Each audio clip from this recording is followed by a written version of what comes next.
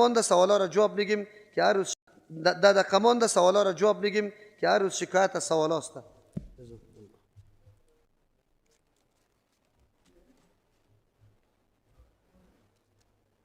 یک اعلان هم بشنوه برادر و خواهرا، تفسیر اظهر البیان که از شیخ صاحب اکرام الدین الله مغفرت برش نصیب بکنه، زحمت و کاوش‌های خیلی زیاد در زندگی خود برای تفسیر فارسی کرده و واقعا تفسیر خیلی زیبا، مستند و معتمد، تفسیری که استوار به عقیده توحید الله و به مسلک و منهج سلف صالح است. در 9 جلد تکمیل شده. حالی فعلا ما آوردیم اونجا قرار داره. اگر کسی مکمل جلد داره میگیره که 9 جلد است، 2600 افغانی قیمتش است. اگر جلدای جداگانه را میگیره که 9 جلد است، 300 افغانی جلدایش قیمت داره. اونجا موجود است، هم پیش خواهرها و هم پیش اینجا برادراست. کسی که دختر خود را به شخص داده باشد که شراب می فروشد، البته پدر و مادر راضی نبوده، دخترش خواسته، چه حکم دارد؟ لطفا جواب بدهید. اول که کدام دختر خودش راضی بوده، پدر و مادر راضی نبود، و نکاح باطل است. پیغمبر علیه السلام میگه ایما امرأة نکحت بغیر اذن ولیها، نکحت نفسها بغیر اذن ولیها فنکاحها باطل باطل باطل. و در یک حدیث میگه انما لا نکاح الا بولی، باید پدر و مادر راضی باشه. البته در نکاح دختر رضامندی پدر و مادر و رضامندی خود دختر و بچه هم ضروری است، لحاظ اردو شوه. اگر انتقاد پدر و مادر از نگاه دین باشه، بالکل قابل شنیدن است، باید دختر و شوهر نگیره. اگر پدر و مادر بیجای انتقاد کرده باشه، باز میتونه کسی دیگر ولی خود مقرر کنه و نکاح بکنه. چون که اینجا دختر خودش راضی شده با امرای کسی که شراب میفروشه و با جانش که رزق حرام خورده بره انشاءالله، باز دیگه جهنم اول گوشتش لایق جهنم میشه. چرا که پیغمبر علیه السلام میگه که کدام گوشتی که بر حرام تغذیه شوه مستحق آتش جهنم است.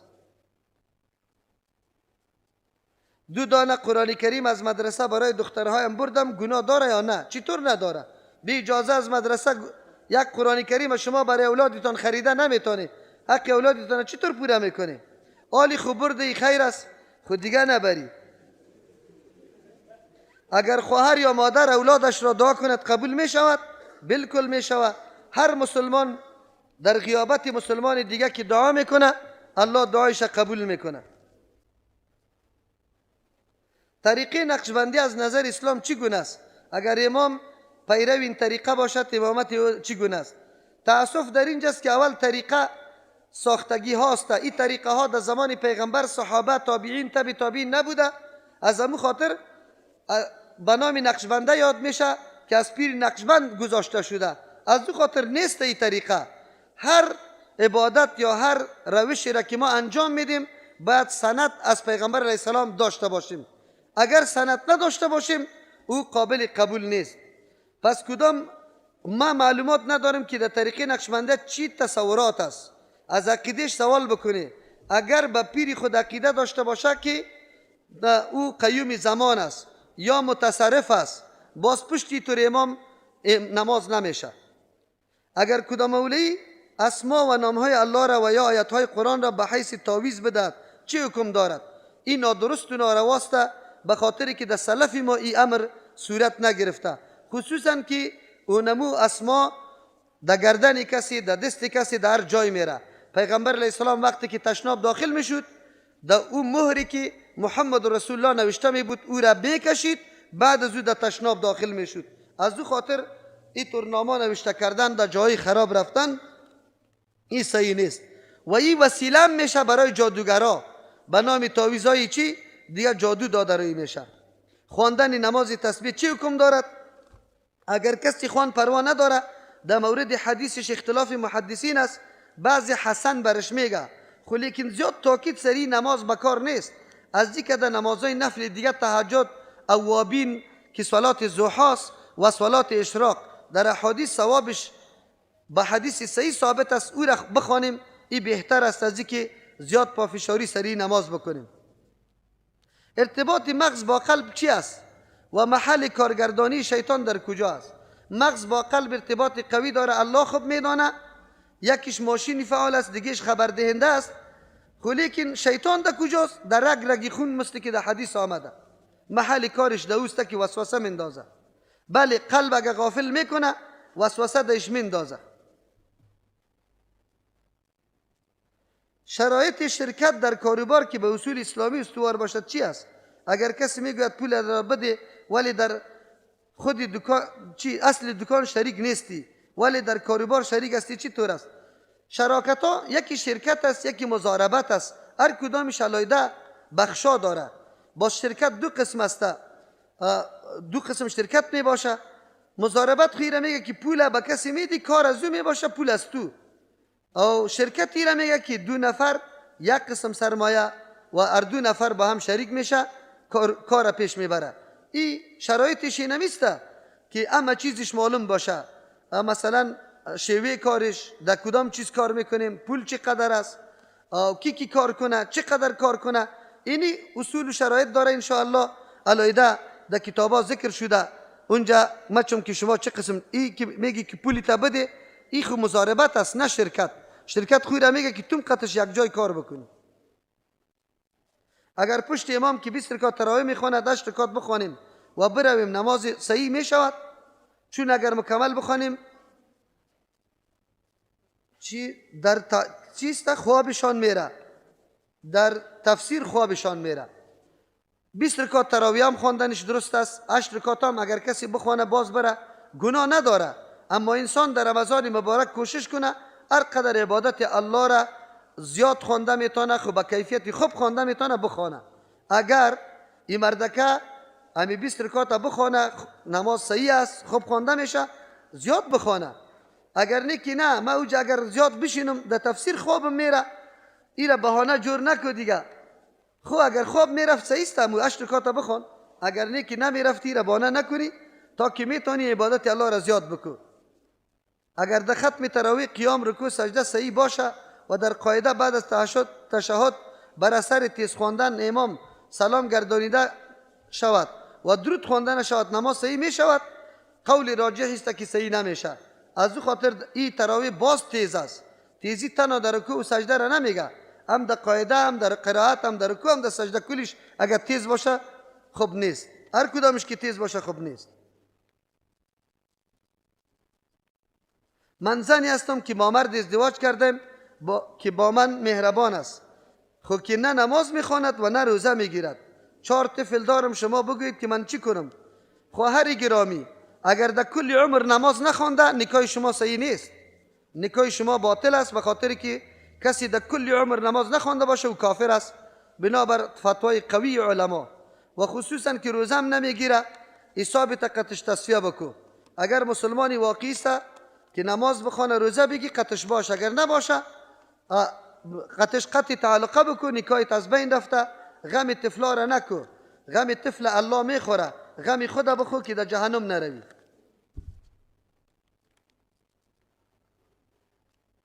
آیا دیدن سریالی که از قصه ایرا دینه او روزم گفتم این سریال ها را اگر نبینی بهتر است، چرا که تمثیلی که در اونجا شده از زلیخا او مناسب نیست، به خاطر که زلیخا را یک زن فاحشه معرفی کرده، حالان که قرآن طور نکرده. صحیح است که مطالبه زنا را کرده، اما یک انسان توسط یک مطالبه زنا فاحشه گفته نمیشه، خصوصا که توبه کرده باشه. میگه دعای افطار که در حدیث صحیح ثابت شده، برای بگویی که نوشته کنیم: ذهب الظمأ وابتلت العروق وثبت الاجر ان شاء الله. ذهب الظمأ وابتلت العروق وثبت الاجر ان شاء الله. مقصد از حضرت محمد صلی الله علیه و برای رحمت فرستاده شده است چی است؟ اول کلمه حضرت باید ما و شما زیاد استعمال نکنیم، همیشه که میگی رسول الله صلی الله علیه و سلم بگوی. رحمت بودنش است که پیغمبر دینی را، عقیده را به مردم تعلیم داد که سبب نجات مردم از جهنم شد و خود به خود توحید الله قایم شدن در زمین سبب امن شدن دنیا شده. از این خاطر پیغمبر رحمت است به کلگی. درباره قضا و قدر معجزه محسوس و غیر محسوس چیز تا واضح سازید. قضا و قدر، تقدیر، چیزی که الله اندازه کرده در حق یک بنده خود، از نیکی، بدی، از عمر، از روزی، از جنت و دوزخ، اینه میره اما اندازه شدگی از او را به نام قدر یاد میکنه. بعد از او به وجود آوردنش قضا گفته میشه. معجزه محسوس و غیر محسوس، معجزه محسوس هم است که به حواس دیده میشه او غیر محسوس را میگه که به حواس دیده نمیشه. مثلا جذابیت قرآن کریم، که قرآن کریم یک معجزه معنوی است، یعنی قلبا را جذب میکنه، این دیده نمیشه با چشم. تقدیر انسان پیش از 25,000 سال پیش تعیین گردیده، این را تو میگی، ما خب 25,000 سال ندیدیم، 50,000 سال پیش است. آیا دعای تقدیر را تغییر داده میتواند؟ تقدیر دو قسم است، یکی مبرم است که او را الله قط خود نگاه کرده در هیچ تغییر نمیاد، یکی الله نوشته کرده که او را تقدیر معلق میگه، بله توسط دعا در او تغییر میآید. آیا برای خانم جایز است که شوهر از بیرون آید استاده شود؟ استاده شدن برای تعظیم نه، برای جای دادن پروا نداره. اگر نه که یک رسم جور میکنه استاده شدن، باز نادرست است. درباره نمازهای قضایی معلومات دید. نماز قضایی وجود نداره، فقط کسی خو بره یا از یادش بره، هر وقتی از خو خیست یا یادش آمد بخوانه، همون وقتش است، به نام نماز قضایی نیست. اگر کسی مبتلا به اینطور امر شود که حتی فرصت اشاره کردن نماز هم نداشته باشه، مثل که پیغمبر اسلام در 4 وقت هم طور شد، باز مرتب قضا میاره، در غیر از اون نماز قضا مزا نداره. شرعا مهریه چقدر است؟ درباره مهریه رضامندی جانبین است. پیغمبر اسلام حتی تا یک انگشتری آینی را، حتی تعلیم چند سورت یا آیت قرآن هم در جمله مهر مقرر کرده. تعلق به رضامندی هر دو جانبین داره، چی کم باشه چی زیاد باشه. درباره ازدواج کردن که به طریق سنت پیغمبر صلی الله علیه وسلم باشه معلومات دید، شرایط آن را بگوید. خیلی خوبی، موضوع خیلی کلان است که ازدواج کردن به طریق سنت چه قسم است. ان شاء الله این را باز تشریح کنیم. ازدواج کردن به طریق سنت این نمیست که اول خواستگاری صورت بگیره، دختر و بچه با هم ببینه، پس از او بازی رشوتا و این تویگیریا و این میمانی بازی ها نباشه، از زود توی شوه، ولیمه گرفته شوه، به اندازه توان طاقت ولیمه گرفته شوه، مهر به اندازه توان طاقت باشه، معونت و تکالیف تویا کم باشه. اینا کلش ازدواج به طریق سنت است. آیا خوردن حرام مغز حرام است؟ نه. در حیوانی که ذبح میشوه، به جز از خونی که در وقت ذبح داره میزنه اون نارواست. تلخه و چیزایی که مضر است از نگاه طبابت، اونمو چیزا نارواست، دیگه هیچ چیزش ناروا نیست. ای که مردم برش حرام مغز میگه، از جان خود میگه، الله او را حرام نکرده، نه کدام دلیل داره. شخصی بالا یک دختری خرد تجاوز کرده، دختری خرد بود و حالی کلان شده، میفهمه چی کنه و گناه مرد چیست و گناه دختر چیست. گناه دختر نیست، دخترک چون خرد بوده مکلف نبوده نمیفهمیده، لیکن گناه از اون مردک است که تجاوز کرده، او گناه کبیره را انجام داده. هرچی دخترک چی کنه، دخترک این موضوع را به امرای پدر و مادر خود شریک کنه، بگویه که این قسم تجاوز سرم شده، از او خاطر به خاطر که معلومات برش باشه. اگر نه که هیچ معلومات نده و کسی امو توی شوه، خیلی خوب است و افشا نکنه این رازه. بس اوقات مسئله بکارت که مردم این را یک کلان جنجال و بند جور کرده، این تنها به زنا از بین نمیره، توسط مریضی زیاد هم از بین میره، توسط خیز زدن هم از بین میره، توسط دیر ماندن دختر هم از بین میره. این مردم ها که به نام تخجمی کدام نعوذ بالله بیابی را شروع کرده، این گپا کلش غلط و نادرست است. باید حفاظت از دخترها شوه، مراقبت شوه، نگاه شوه، ایلا آزاد نگاه نشوه، خطی بچه ماما، بچه کاکا، بچه خاله در خانه خلوتا و آزادی را ندی که اینی کار از پیشان میشه. شریعت برای ما پابندی به خاطر حجاب لگانده که ما باید از این ناحیه کار بگیریم، نه راههایی که خود تعیین بکنیم. نعوذ بالله، این صحیح نیست. ما جایداد خود تقسیم کردیم، تمام برادران هم حق گرفتن و میخواه حق دخترها را هم بگیره. و ما نمیخواهیم بتیم. میگه اگر نتی ما امروز شما رابطه را قطع میکنیم. بالکل از مظلوم دفاع کنی. اگر رابطه را قطع میکنه نمیکنه. کسی که به خاطر ازی که ظلم بکنه و شما به خاطر ظلم از وقتش کمک نکنی. مادری دو دختر دارد، بینشان فرق میکنه. دختری کلان خود ناز و نوازش میکنه، دختری خردی خود تحقیر میکنه. در این حالت دختری خود چی کنه؟ دختری خود صبر کنه، به مادری خود دعا کنه، اما مادرش باید بدانه که فرق آوردن در بین اولاد ظلم است. پیش پیغمبر علیه السلام یک شخص آمد و برش گفت که من اینی چیزا به این اولاد خود میدم. گفت با کلگی همی طور است؟ گفت نه. گفت من در ظلم شاهد شده نمیتونم. پدر و مادر اولاد خود یک قسم ببینه. مولوی صاحب شما قول بری کرده که اگر تحیه مسجد در حین خطبه خواندن خوانده شود باکی ندارد، در حالی که خود شما قول برین کردید که در وقت خطبه خواندن سخن زده نشود، حتی درود شریف را به زبان خوانده نشود، به خاطر که شنیدن خطبه واجب است. پس فرق بین خواندن تحیه مسجد و ترک خواندن درود شریف چی است؟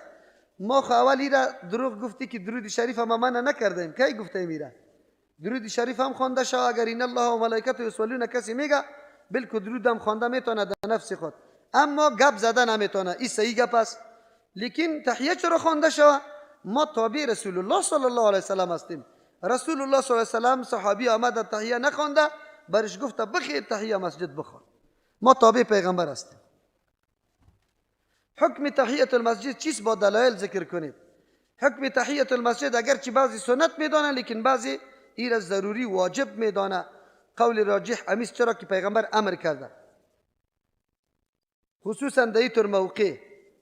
دیگه حکم کف شناسی و عقیده کردن بر آن چیست؟ کف شناسی در اسلام وجود نداره.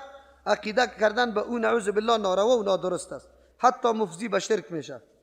بردن ایدی برای نامزد چه حکم دارد؟ هیچ پروا نداره. نه تنها ایدی، هر وقت نوازش بده، کالا ببر، دلش خوب نگاه کو که از پیشت راضی باشه. خو رشوتا نبری. رشوتا یکی به نامزاد بردن است، یکی به خیشا بردن است که دلی از وا چی شوه؟ نرم شوه که پول از پیشم زیاد نگیره، در توی سخت نگیره، مرا زود مرا توی بده. اگر به او چیزا برده او رشوت است، خیشا او را نخوره. اگر تنها به دختر چیزا را میبری هیچ پروا نداره. استاد ما در پانتون میگوید که بیرون شدن از مذهب کفر است، ولی شخصا خودم به این عقیده نیستم. باز هم بیان کنیم. من تأسف میکنم که از کدام مذهب. اگر از مذهب بیرون شدن کفر باشه، اما استاد پانتون بگو 3 مذهب از مذهب حنفی بیرون است، کافر است؟ باز چی جواب میده؟ همون جواب باشه. دوستم مسجد نمیاد، دعوتم برایش کردم ولی باز قبول نکرد. سخن زدن امرویش جواز دارد. اگر میفهمی که به ترک سخن او خوب میشه، ترک و سخن امرویش. اگر میفهمی که نمیشه، سخن قطعش ترک نکو، سلام سرش بنداز، خود دیگه لطف و مهربانی قطعش نکو. قسمی که انسان در زندگی دنیا از داشتن اموال و چیزهای خوب رقابت میکند، در بهشت هم چنین است که مؤمنین برای داشتن قصر و نعمتهای دیگری که وعده شده است رقابت کنند. نخیر، الله به هر کس اونجا قناعت میده به مو منزلت و مقامی که الله برش نصیب کرده. هیچ وقت تو تر نمیکنه. من در خانه پدرم و مادرم و برادرانم دعوت توحید میکنم، ولی آنها مرا توهین و تحقیر میکنند و میگویند این گپهای تو میگویی نو برآمده. آیا مسئولیت از گردن من خلاص شده است؟ نه. تو دیگه هم ادامه بده کم کم و دعوتی تا ترک نکو، به خاطر که مسئولیت در اینجا تکمیل نشده. برش کم کم دلیل بگو، اقوال دیگه کسا را برش پیش کو، دوستا را برش پیدا کو که گپش سر از او تاثیر داره. کسی که نمیدانست قیام یا استاده شدن در مکتب و دیگر جاش شرک است، آیا گناهگار و مشرک می شود یا خیر؟ نه.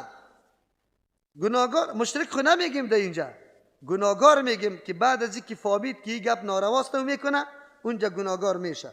شرک وقتی میشه نعوذ بالله که تعظیم امی استاد به مثل الله متعال بکنی، یعنی این قیام مثل او قیام فکر بکنی و او آدم هم بسیار خوش میشه به این استاده شدن، اونجا باز شرک میشه.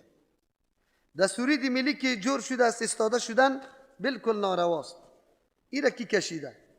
من باور ندارم که کتاب این دعا کتاب آسمانی باشد، ولی اسم پیامبر صلی الله علیه و سلم و اخذ بودن چیست؟ واحد بودن الله متعال آمده است. این دلیل شده. میتواند که کسی بگوید شاید آسمانی باشد؟ نخیر. چرا که اونو کتاب ما آسمانی میگیم که قرآن تصدیق میکنه. تا که قرآن یک کتاب تصدیق نکنه او را آسمانی گفته نمیتونیم. قرآن، زبور و تورات و انجیل، صحیفه هایی که برای انبیاء علیهم السلام است او را تصدیق کرده، کتاب هندو و زردشت تصدیق نکرده. چون دکتر ذاکر نایک که داعی اسلام است، از دعوت به سوی اسلام الله متعال چیست؟ پیغمبر علیه السلام هم میگه دلیل از کتابشان میاره بلا او دلیل الزامی است که سر از الزام هم میاره. یک کاسه است که به نام جام قرآن کریم یاد میشه. زنا بعد از غسل نفاس که در آن آیت کرسی نوشته شده است، هم بالای طفل و هم بالای خود در وقت غسل مانند جام آب استفاده میکنه. چه حکمی دارد؟ این در کتاب زناست. این توٹکا غلط است، نادرست است، در دین وجود نداره. زن که از نفاس پاک میشه بالکل غسل بکنه به هر جامی که باشه، به هر کوزه آبی که باشه. کدام جام خاصی گپا نیست و نه سری طفل آب انداختن آمده. طفل ششته میشه، هر وقت ششته میشه مقصد بدنش پاک کو. او یکی غسل از نفاس است، یکی غسل از برای نظافت است. زن میتونه در حالت مریضی خود 10 دفعه غسل بکنه برای نظافت. یکی غسل از نفاس است که بعد از ختم مریضی است. طریقه نقشبندی از این انشاءالله امو کاغذ بوده، مثل ازو بوده. عیسی علیه السلام در هنگام پایین شدن زمین از کدام کتاب پیروی میکند؟ اگر از قرآن اسلام پیروی میکند پس او خود قرآن را ندیده بود، چطور پیروی خواهد کرد؟ قرآن موجود است، مثل که تو پیروی میکنی و هم پیروی میکنه. آیا شیطان تولد و تناسل دارد؟ بله. خوردن و ششان است؟ بله. در حدیث ثابت است که ما و شما استخوانا را و علفا را ملوث نمیسازیم به گندگی، به خاطر که استخوانا خوراک خود جنیات و علفا خوراک چارپایایش است. آیا فلک که جدا برای زندگی و نظامشان ساخته شده؟ نخیر. دمی دنیا وام زندگی میکنه، تو هم.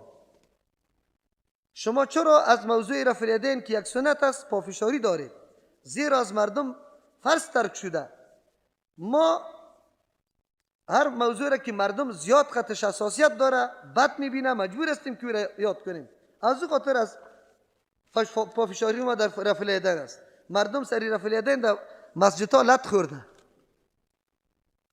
زکات طلای زن بالای خود زن میشد یا بالای شوهرش؟ نه، سری خود زن. هر کس که مالک نصاب است امو زکاتش بده. اگر شوهر جوان مردی میکنه از طرف زن خود زکاتش میده بده، لیکن سرش نیست.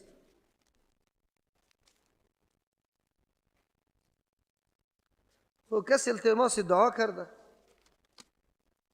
کیفیت درست سجده تلاوت و سجده سهو را واضح سازی. سجده تلاوت اموست که آیت برسه. او روزا ما و شما کردیم، روی خود طرف قبله کرده الله اکبر در سجده میریم. سجد وجه للذی خلق السمع والبصر. چیست؟ سجد وجه للذی خلقه و صوره. ایرم بخوانی و همچنان دیگه هر دعایی که در سجده آمده کلش خواندنش درست است، هیچ پروا نداره. پس سریت بالا میکنی الله اکبر میگی نمیگی، اردوش درست است، دیگه چیز نداره. سجده تلاوت. سجده سهو وقتی که نماز دعاها مکمل تکمیل شده قاعده، طرف راست سلام دور میدی، الله اکبر، طرف سجده میری، دو سجده میکنی، دو سجده را که خلاص کردی دو طرف سلام میگردانی برای فارغ شدن. اینی در سجده سهو میگه. البته در سجده سهو قبل سلام هم آمده در دو صورت. یکی که قاعده اول تر شوه، یکی که آدم در رکعتا شک کنه که 2 خواندم 3 یا 3 خواندم 4، باز بنا علی الاقل بکنی، گمان یک طرف غالب نشه، بنا سری اقل بکنی، اونجا باز بدون از اینکه طرف راست سلام دور بدی دعا خلاص شده الله اکبر در سجده میری، 2 سجده میکنی، پس از سجده که بالا بشی 2 طرف سلام میگردانی، فارغ میشی. اینی در سجده سهو میگه. اگر بعد از تشهد بر اثر تیز خواندن امام سلام گردانیده شود نماز صحیح میشود یا خیر؟ تو دعاهای تکمیل کو ولو که پسان هم میشه، به خاطر که اینمی چیزایی که خوانده میشه پیغمبر در عمر خودم ترک نکرده، از این خاطر نماز تکمیل وقتی میشه که چیزا رو تکمیل کنی. در خطبه جمعه در وقفه 2 خطبه دعا کردن صحیح است. چیزی نامد اگر کسی دعا میکنه منم نامده، خویی را سنت ندانه. روز جمعه در نماز رفع الیدین کردم. خطیب آن مسجد هم در مدینه تحصیل حدیث را کرده. مردم من را تهدید کردند و من بالای مردم دست به چاقو بردم چون من افسر اردو هستم. مردم خاموش شد. سوال این است که چرا شما توسط صحبت‌های مستقیم همچون علمای با عقیده را جرأت نمی‌دهید؟ باید در آن مساجد روز جمعه رفته و تبلیغ مستقیم شود. کاش که ما را بمانه. البته این وظیفه را هر یک از استادان باید با تدبیر انجام دهد. اقلا علمای مساجد سنت بودن این روش را تبلیغ نماید. اگر این وظیفه را کسی انجام میدهد من او را همراهی کرده و در مقابل حرکت‌های فیزیکی دفاع میکنم. جزاک الله. خیلی خوب است ان شاء الله. تو به شرطی که وقت برای آدم بده میریم در مسجد تا.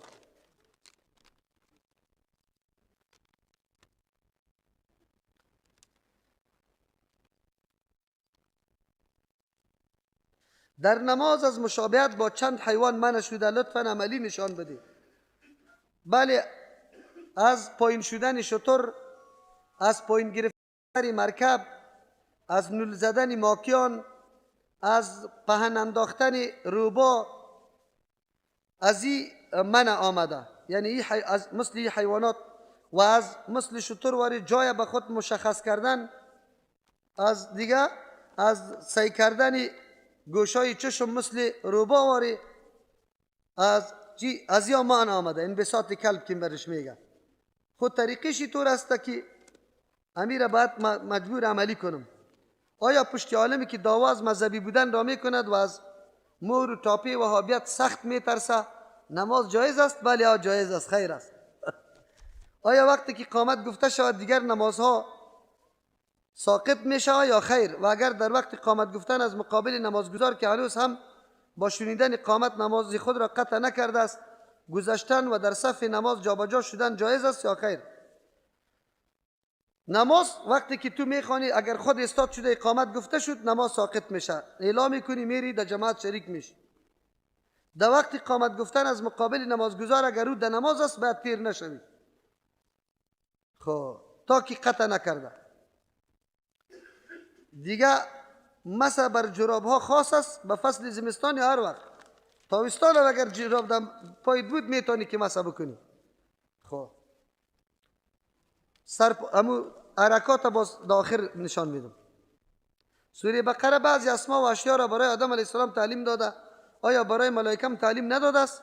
و چطور در صورتی که تعلیم نداده باشد از ملائکه امتحان از اسما میگیرد که برای آدم علیه السلام تعلیم داده بود؟ پیش امو جمع گفتم که شاید تعلیم برای اردو باشه. آدم علیه السلام اهلیت تعلیم داشت، یاد گرفت. ملائکه نداشت، از او خاطر یاد نگرفت. حکمت در این چیز که بعضی ها انسان های بینا و بعضی نابینا، بعضی ها فقیر و بعضی پولدار است. فقیر بودن در حق فقرا چی است؟ آیا فقیر بودن در حق فقرا عدالت است؟ بالکل. حکمت در این امتحان الله است تا که یکی بر دیگه چی کنه؟ امتحان کنه. غنی را بالای فقیر و فقیر را بالای غنی. این صریح در آیات آمده. زن در حالت مریضی ماهوار قرآن کریم را درست گرفته میتواند؟ در دست نه. خوانده میتونه لیکن در دست گرفته نمیتونه. بی پوش. سریال هایی که به نام اسلامی در چینل ها نشر میشه چی حکم دارد؟ زیاد نبینش او قدر موثر نیست. دعای درست آزان چی گونه است؟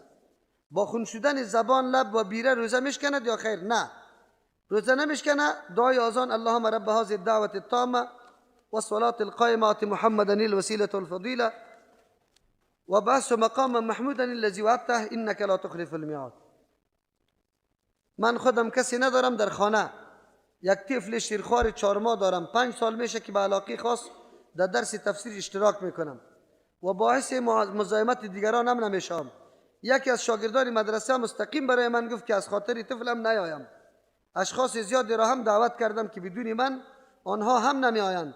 از لین خراسان در این مورد شما چی نظر دارید؟ بالکل بیا تفلکی که مزاحم برای دیگران نمیشه، هیچ پروا نداره که خطی خود بیاری. در بین اذان صبح آیا چیز خورده میتوانیم که ملا اذان میده ما چیز بخوریم یا نه؟ و سوال دیگر، در روزه در دست ما کنول بزنیم روزه میشکند یا نه؟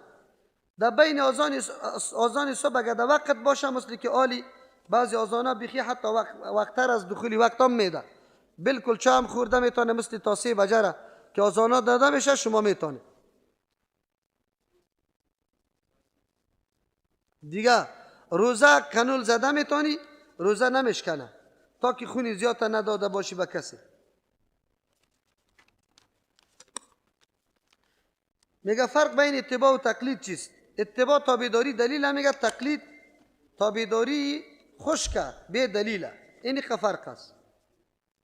اتبعوا سواد الاعظم، میگه مراد سواد اعظم چی است؟ یک عده ملاها مقلد مراد سواد اعظم جماعت بزرگ گرفتن و میگویند که جماعت بزرگ حنفی ها است. نه، سواد اعظم او طایفه را میگه که سری حق قایم باشه ولو که یک نفر باشه. چرا در تفسیر ازی محدثین میگه که مراد از این کثرت گرایی نیست، باز خو دیگه ادیان خیلی زیاد است که ما تابع از او شویم. یک تعداد ملا میگه درباره ایله که شریعت من قبلنا شریعت ناست و از این جمله حیله را ثابت میکند، میگه شریعت پیغمبران سابق شریعت از برای ماست. اونجا حیله برای اثبات حکم بود که حکم عمل شود، نه برای اسقاط حکم که حکم عمل نشود. خب تقلید از کدام زمان شروع شد؟ از قرن 4. شاه ولی الله محدث دیلمی میگه که بعد از قرن 4 تقلید شروع شده. فرق بین حیله و خدا چی است؟ پیش تیر کردم انشاءالله در درسی موضوع رفت. اسقاط مروجی حیله گفته می شود یا خدا؟ این خدا است، حیله ناروا. خدا برش بگو یا حیله ناروا. اگر در یک مسجد 2 منزله 2 صف نمازگزار در بالا و 3 صف در پایین اشکال دارد؟ بله. اگر زیر جای باشه بالا باز نماز نمیشه. جزاکم الله خیر.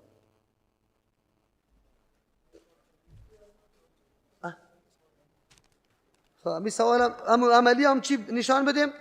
اگر کسی 1000 افغانی را به کلدار تبدیل میکند و صراف برایش مثلا 1800 کلدار میداد، اما دیگر 500 افغانی را تبدیل میکند برایش 890 کلدار برایش میداد، یعنی 10 کلدار کمتر از حساب 1000 افغانی برایش میداد، آیا این کار سود حساب میشود؟ نه خیر، جنسش بدل است. خب چی را گفته بودیم؟ نمازه.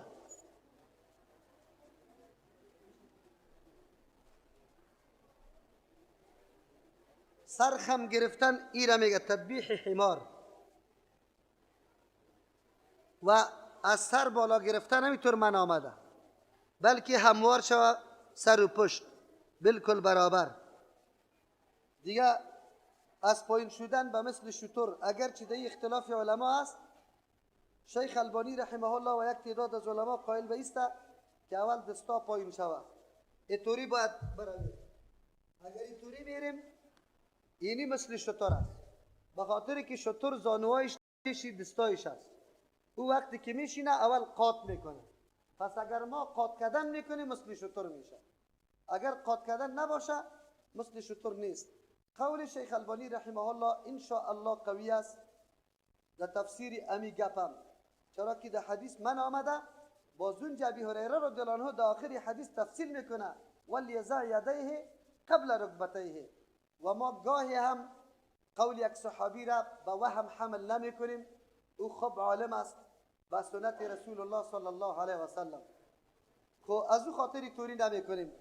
اگر کسی میکنم فتواها وجود داره پروا نداره، لیکن به نظر خود ما دستار اول پایین کردن این چی است. دیگه یکی اقعاب مثل کلب است. اقعاب مثل کلب توریسته که هر دو پایت اینطور استاد کنی دستایت اینجا بانی، اینی را اقعای کلب میگه.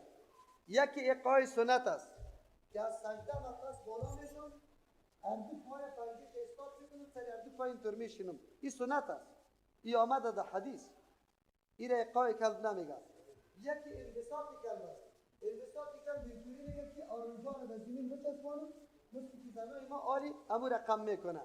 از این مشابهت من آمده. یکی نقریتیک است. بعضی مردم نماز میخوانن، بعضی پیشانی را میمانه و پس بالا میکنه. و یک التفات است. استاد شده یکی یعنی روی کم کم دور دادن، این التفات میگه، التفات ساله. از اینی چیزا من آمده. جزاک افضل دستا گرفتن در سری سینه. چرا؟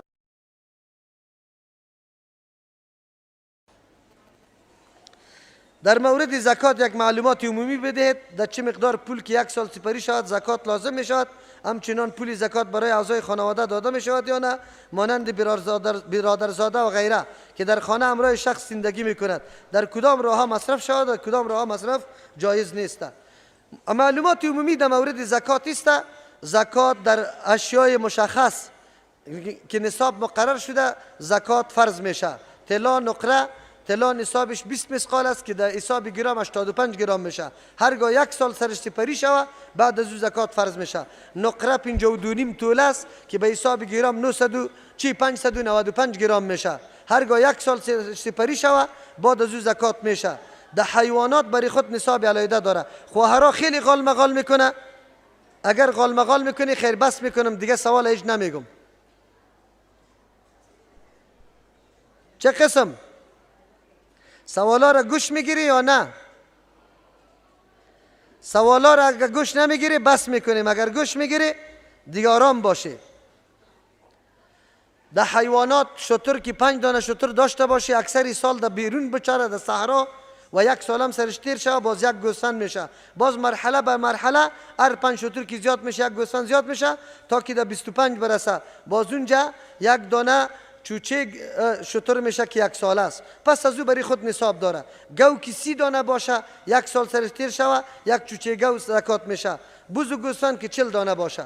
در غیر زید در دیگه چیزا زکات وقت میشه که برای تجارت باشه. هر قدر اجناس دیگه که داریم، موتر، جایا، هر چیز اگر برای تجارت است و سال سرش تیر شوه و با مقدار نصاب نقره برسه، چرا که کمترین نصاب نقره است. یک آدم اینمی عینکای فروشی داره، قیمت ازی برابر نصاب نقره شده. به طور مثال نصاب نقره 20,000 افغانی است. 20,000 افغانی مال یا جنس تو داشته باشی، سال سرش تیر شده باشه، آلی سری تو زکات میشه و زکات دیگه کس گرفته نمیتونی. هم این چی بود حکم عمومی زکات؟ آلی برای کی داده میشه؟ به پدر و مادر داده نمیشه، به اولاد داده نمیشه. کسی که نفقه سری تو است و خصوصا فعلا هم در زیر نفقه تو قرار داره برای ازو داده نمیتونی. بیادرزاده اگر نفقهش سری تو باشه زکات داده نمیتونی، اما اگر نفقهش سری تو نباشه اول زکات برای اقارب داده شود. با برادر، خواهر، کاکا، عمه، خاله برای ازیا باید زکات داده شود. حتی بس اوقات اگر پدر و مادر که نفقهش سری تو نباشه میتونی برای ازوم زکات بدی، یا اولادی که نفقه سری تو نباشه برای ازوم زکات داده میتونی، بنا بر قول راجح از علمای محققین. در کدام راه مصرف شوه؟ مصرف زکات 8 طایفه را قرآن ذکر کرده که در اون جمله یک طایفه فقیر است، مسکین است و چیست قرضدار است، مجاهد در راه الله است، غارم است، کسی که یک کلان کاری مسلمانان را در ذمه گرفته باشه خودش از پوره کردنش عاجز باشه زکات مسلمان میگیره. کاتب است، عامل است، کسی که دمی کاتب غلام است که بادار برش گفته باشه قدر پول بیار بازار هستی. عامل کسی که به جمع کردن زکات موظف شده. دیگه چی است؟ مؤلفه القلوب است و دیگه دو تا دیگه ابن سبیل مسافر است. اینا چند شد؟ 8 تا بود، 8 تا شد. اینی مسافر است. دیرمی طایفه داده میشه. اینطور در کفن مرده در مسجد در توری داده نمیشه. در مدرسه اگر شاگردا باشه میری در شاگردای مدرسه میدی، یا یک آدم امر عمومی مسلمانان را در گردن گرفته باشه باز خودش پولی خود مصرف کنه نتانه او را پوره کرده. مثلا ترجمه قرآن کریم من در گردن گرفتم، پولی خودم مصرف میکنم، نمیتونم کلی پولی موترا را داده بتانم. میتونم که زکات کسی را اخذ بکنم به خاطر که امی امر عمومی مسلمانان را در سر برسانم. در اینجا هم داده میتونی. او بعضی علما فی سبیل الله را عام کرده، در هر جای که توسط از خدمت دین میشه، کتاب چاپ میشه، در راه دعوت چیستا با داعی که کفالت داعی شوه، برای از داعی دعوتگر داده شوه، در یا جایز دانسته. کسی که از کتاب مذهب استفاده و از قرآن و حدیث نمیکنه چی حکم داره؟ از کتاب مذهب استفاده پروا نداره، به شرطی که معارض با قرآن و حدیث نباشه.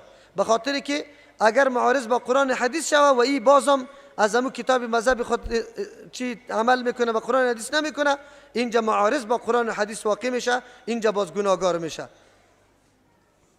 در آب غسل مرده هر چیز را اگر کردن چه حکم دارد؟ در آب غسل مرده هر چیز را گد کردن چه حکم دارد؟ نه، سنت طریقه است که در اونجا کافور انداخته شود یا آن چیزی که سبب صفایی مرده میشه، مثلا فعلا امی شامپوها یا صابونا انداخته شود، خوب است. اگرچه سنت طریقه برگای درخت بیر است، گل خیری و یا اشنان و این چیزا یا برای صفایی است، لیکن آلی شامپوها جاگزین از اون میشه. فرق بین ملائکه و فرشته چیست؟ کلمه فرشته باید استعمال نشود چون لفظ فارسی است و مؤنث است و ملائک نه مذکر است نه مؤنث. خودی ملائک در قرآن استعمال شده، علم برای امو مخلوق نورانی الله است که وا جسم نداره، تعدادش بغیر از الله به کسی دیگر معلوم نیست، همیشه در عبادت الله مصروف هستند. فرق بین نمازگزار سلفیا و حنفیا چیست؟ فرق در بین از او یک کم فرقا داره. مسافه پای فرق داره، نیت در زبان فرق داره، دست بالا کردن فرق داره، بسته کردن فرق داره، در قومه و جلسه فرق داره، دعا کردن در قومه و جلسه فرق داره، و در سجده کردن در طریقش در دو قاعده مابینشان فرق داره. این فرقا هست. به نزد سلفیا نماز به سوره فاتحه نمیشه و میگه میشه، بسیار فرق است. همراه جادوگر جروبست اسلام جایز است؟ چرا نیست؟ با هر کسی که خلاف دین کار میکنه جروبه هست، البته در چوکات ادب و با وجه درستش درست است. حکم جادوگر میاد ان شاء الله پشتی سر. این ملاهایی که مردم را در این گمراهی راهنمایی میکند، الله با اینها کدام قسم را چی حکم را صادر کرده شرح دهید. بله، الله حکم صادر کرده کسی که حقیقت دین پنهان میکنه به مردم بازگو نمیکنه 4 جزا را الله برش مقرر کرده. کلام لطف و مهربانی قطش نمیگه، نظر رحمت سرش نمیکنه، ای را از گناه پاک نمیکنه و عذاب عظیم هم الله برش مقرر کرده. علیم. این آیت قرآن آمده. کسی گفت که در زمان سابق در مزار یک شخص کور به زیارت خواجه سخی صاحب رفته و آن را واسطه قرار داد و گفت من شخص گناهگار و این یک شخص خوب را مرا صحت یافت کن و آن شخص بینا شد. مردم کالای مرده. نه جناب، این گپا کلش غلط و دروغ بوده. اگر کور بینا میشد، عبدالله ابن ام مکتوم رضی الله عنه صحابی جلیل القدر 13 مرتبه در نیابت پیغمبر در مدینه باقی مانده، او باید جور میشد. این گپا کلش واهیات است و بیچاره کور نبود، در جیبش دلار را دیده بود یا پیسه را، یک دفعه چور انداختن که الک چیسته چی لباسش ټوټه شد بیچاره. او مردکه چیخ میزد که پیسه مرا برد، پیسه مرا، من کور نبودم و مردم.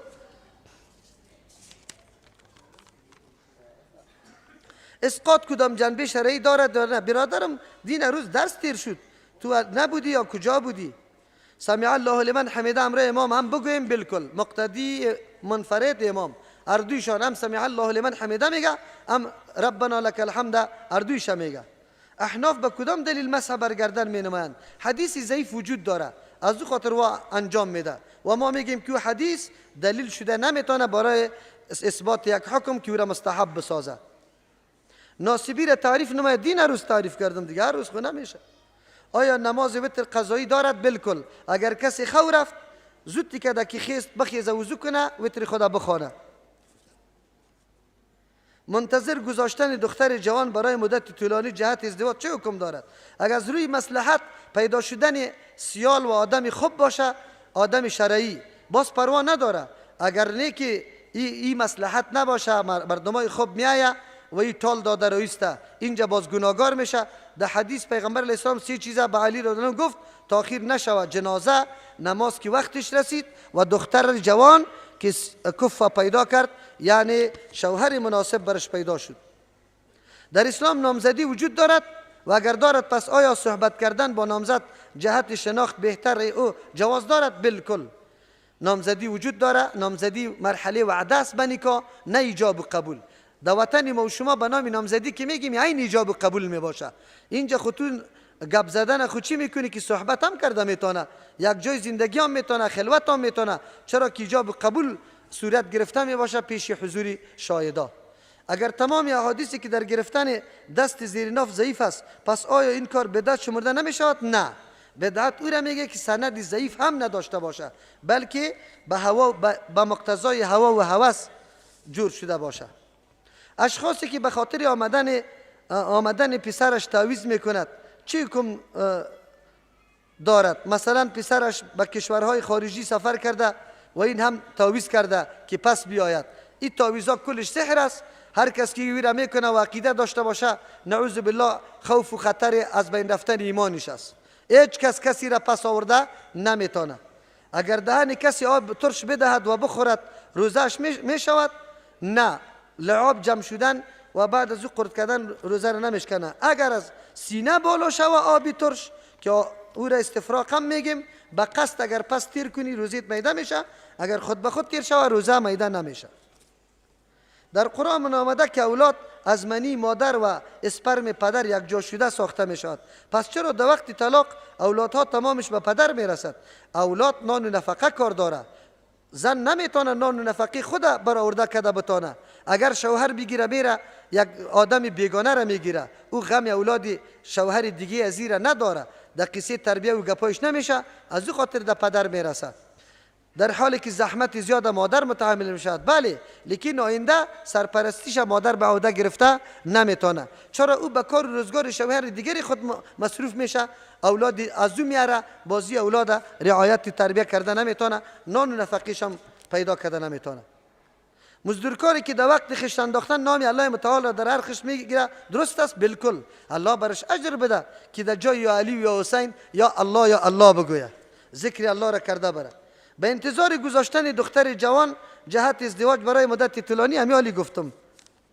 چرا مشکلات شرعی که در مذهب حنفی یا چی است سلفی وجود دارد با علمای کرام مطرح نمی کنید که حل شود؟ ما حاضر هستیم، بالکل هر جایی که میگن مکمل حاضر هستیم که ما مطرح کنیم. مردم فقط هر چیزی که صحیح به حدیث ثابت شده باشه، افضل باشه، راجع باشه، سرش عمل بکنیم. هر کس که میگه ما حاضر هستیم میشینیم. من خانم را زدم، ترجمه نمی آمد، گناهگار شدم.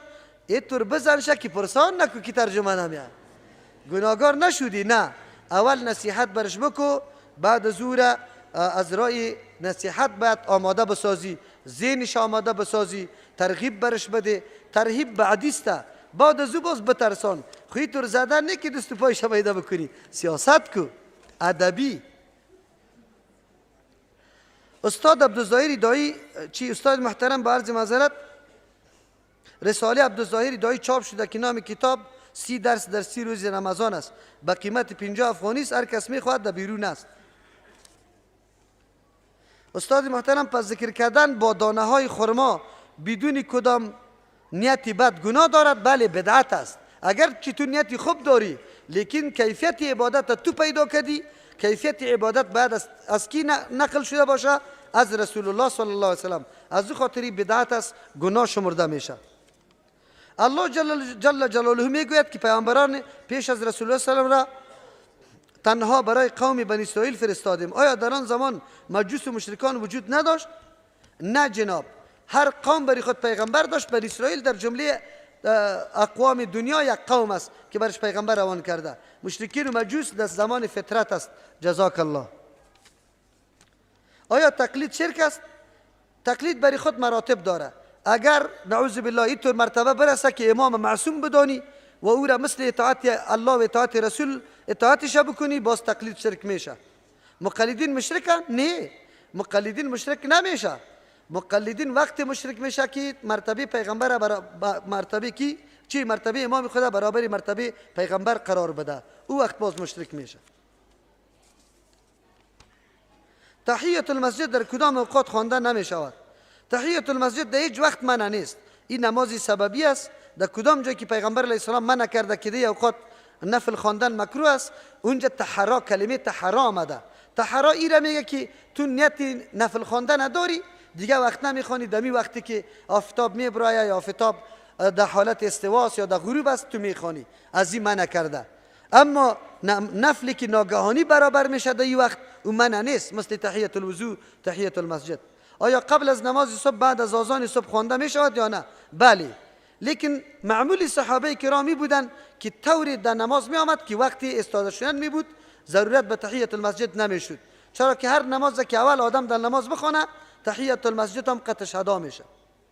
الله جل جلاله چگونه قدرت وسوسه کردن و به چهره دیگه شخص خود را جور کردن که حتی آدم علیه السلام را فریب داده، این خاصیت را برای شیطان داده، در صورتی که الله جل میفرماید خلق الانسان ضعیفا. بله، الله به خاطر امتحانی کار کرده. اینمی قسم و آدم شیطان الله قوت داده، حتی در جاها در قبرها برات میاد آدمی ریش سفید واره برات گپ میزنه، وعده ها برات میده، از همون خاطر یک تعداد مردم گمراه میشه.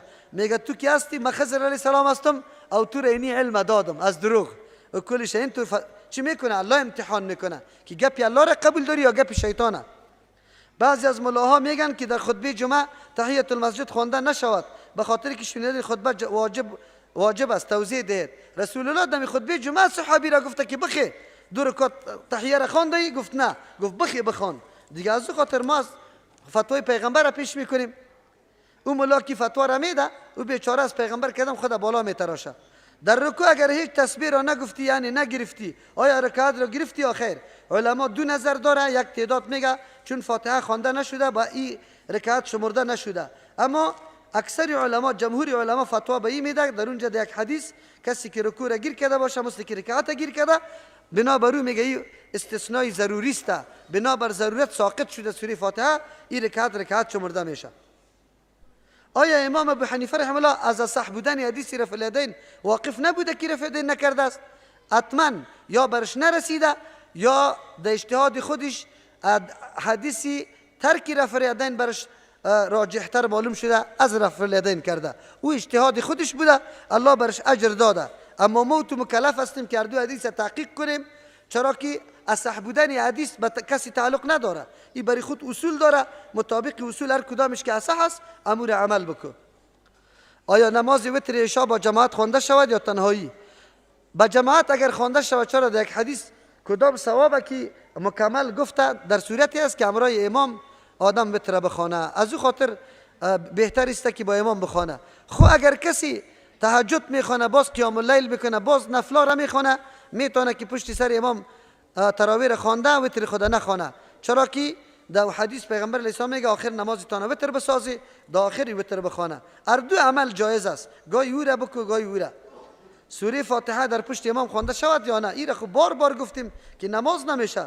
جهاد فرض عین است یا فرض کفایه؟ هم فرض عین هم فرض کفایه. فرض عین در 2 صورت است که امیر المؤمنین پادشاه مسلمانان حکم کنه که کلگی برای. دومی است که کدام جبهه که در مقابل کفار قرار داره او کفایت نکنه، اینجا دیگه سری کلگی فرض عین است. در غیر از او اصل جهاد فرض کفایه است. اگر کسی به عروسی رفت در آنجا موسیقی باشد، در راه مرگ به سراغش رسید، حکمی چیست؟ الله مطابق نیتش معامله میکنه، چون به سوی معصیت میرفت دیگه الله این معصیت برش نوشته کرده، دیگه مطابق از او الله قطش در مشیت الله متعال قرار داره که چی معامله قطش میکنه. پیغمبر صلی الله علیه و سلم با حضرت ابراهیم علیه السلام چی نسبت داره؟ بله، محمد رسول الله در اولادی اسماعیل علیه السلام است. اسماعیل علیه السلام یکی از اولاد ابراهیم علیه السلام است. تمام انبیای دیگه بنی اسرائیل در اولاد یعقوب اسحاق علیه السلام آمده که بچهش یعقوب علیه السلام است، غیر از محمد رسول الله صلی الله علیه و سلم که در اولاد اسماعیل علیه السلام آمده. اینی نسبتش است. فرق بین نماز زن و مرد چیست؟ هیچ فرق نداره در احکام درونی، به جز از احکام بیرونی است. سری زنا جماعت نیست، سری مردا فرض است. بدون عذر اگر کسی نماز به جماعت بخونه یک فرض ترک کرده اگرچه نماز شده. و فرق در پوشاندن عورتش است که عورت از زن کلش است، از مرد تن و شانهش و زیر ناف تا زانو را باید پنهان بکنه. دیگه فرقا وجود نداره، یعنی در رکوع و سجده قطعا فرق نداره. امو قسم رکوع که مرد میکنه زن هم بکنه، سجده هم همو طور، خود خمک و پخشک نکنه. چرا سلفی ها پاچه های خود زیاد بلند میکنه؟ بله حدیث است ما اسفل من الازار ففی النار، هر پایچه‌ای که از بجولک پایین باشه در آتش است. او در مورد ازی در یک حدیث پیغمبر میگه کسی که پایچه خود پایین میکنه امو عذابی که به عالمی که پنهان میکنه حقایق، امو عذاب به پایچه تا کدنی هم ذکر شده که الله قطعش کلامی انس الفت نمیکنه، نظر رحمت نمیکنه، از گناه پاک نمیکنه، برش عذاب دردناک است. در سوره فاتحه در نماز جنازه چه حکم دارد؟ بالکل به نماز جنازه باید فاتحه خوانده شود. لا صلات بفاتحه الکتاب، جنازه هم یک صلات است. از همون خاطر ابن عباس را خواند، نفر دیگه سوال کرد که وی فاتحه را خواندی؟ گفت تو آره احمقا را نشان دادم که یام خوانده میشه، یام نماز است. ارخو اوفر اللحا، ارخو اللحا و دیگه چی است؟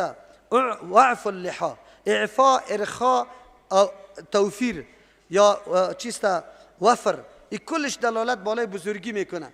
و پیغمبر میگه خالف المجوس، در یک میگه خالف الیهود، میگه که بمانه ریشاره و بروتا را کم کنه. کسی که برخلاف میکنه دیگه از جمع ازواست، مخالفت حکم پیغمبر میکنه. کسانی که در وقت ترجمه خواب میشود سبب خواب آوردن دیگران میگرده، بله این باید زود دیگه جای خود تبدیل کنه، بره آب ده روی خود بزنه، به خاطری که از خودش هم خواب بره دیگر هم خواب سرش نبیاد. طفل در بطن مادر 4 ماه است، سبب مریضی مادر می شود. روزه بخورد یا بگیرد؟ اگر می ترسد سری طفل خود یا سری جان خود که سرش سختی میاد، تکلیف میاد، ضعف میاد، بلکه روزه خود بخورد. چرا؟ زن حامله و زن شیردهنده هر دوش روزه خوردن برشان جایز است، خصوصا در صورتی که به طفلشان ضرر میرسد. انگشت شهادت را تکان داده در قاعده چه حکم دارد؟ گوی گوی تکان داده شود، در حدیث ثابت است، اما اکثریت بدون تکان است. افرادی که در تراویح در رکعت هشتم از مسجد بیرون میشود، این کارشان درست است یا خیر؟ اگر تراویح به وجه درست انجام داده میشه که خب رکوع سجده و گپا میکنه، باید پوره کنه، افضل است. اگر پوره نکنه هیچ گناه نیست. اگر یک کسی تراویح را نخوانم کسی ملامت کرده نمیتونه، چی جای از کی را ترک میکنه؟ خب رمضان محل عبادت است، هر قدر که توان عبادت زیاد داشته باشی خب با کیفیت امو قدر عبادت بکو. از او خاطر صحابه تا 42 رکعت 36 رکعت هم خوانده. حکم گیروی خانه چیست؟ بعضی از علما میگن که مقابل آن یک گیروی کم داده شود. آیا این هم یک حیله نیست؟ بالکل حیله است، این را تشریح کردم. زکات بالای فایده مال که سال بالای آن پوره نشده باشد می شود؟ نه، هرگاه فایده مال در نصاب برسد سال سرش تیر شود، بعد از او زکات سرش میشه. گرفتن تویانه از دیدگاه اسلام چی حکم دارد؟ در دین اسلام تویانه قطعا وجود نداره. در مسئله تنها یک مهر برای دختر گرفته میشه، خیر و خلاص. دیگه چیزا که میگیره به نام خرچه، به نام تویانه، به نام نان به مردم میدم، کلش رشوت است و برای مردم نارواست. بعد از 4 رکعت تراویح خواندن تسبیح چی حکم دارد؟ هیچ حدیث نامده کسی که سنت بدانه یا مستحب بدانه بدعت است، باز خصوصا هم تسبیح خاصه، هیچ در کدام جای نامده. اگر کسی در ماه رمضان با وجود روزه داشتن دو دشنام و فحش میگه، حکمش چیست؟ روزش فضیلتش مکمل از بین میره، الهی خدا دانی خدا بسته کرده. حکمت گرفتن روزه در روز دوشنبه و پنجشنبه چیست؟ رسول الله امر کرده، گفته که سنت است، خلاص. یک امام 8 چیست؟ 12 سال 8 خو یک امام هست که 12 سال است که خانش اولاد نمیشه، شما برش دعای خصوص بکنی، صحیح است الله برش اولاد صالح بده. اینطور اولاد نیکی در بدری باشه. در اسلام فاتحه خوانی است یا خیر؟ نه، در اسلام تعزیت است. تعزیت میگه کلمات حوصله افزایی و دلصبری را به مرددار گفتن، پیش از اون نشستن. اینطوری فاتحه خوانی که میکنی کلش بدعت و نارواست، بالکل نادرست است. در مورد اسراف در محافل عروسی و ختم ها معلومات دید.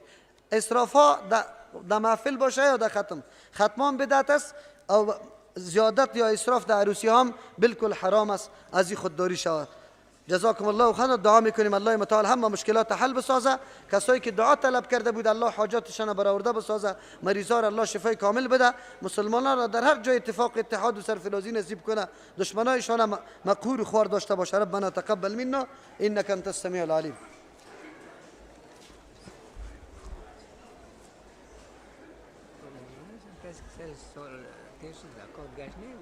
بعد اقتصاد خود شما کنه با کسی اگر داد نمیشه اگر نمیشه پس به این بخشش کردی تو میشه کی بخشش کرد؟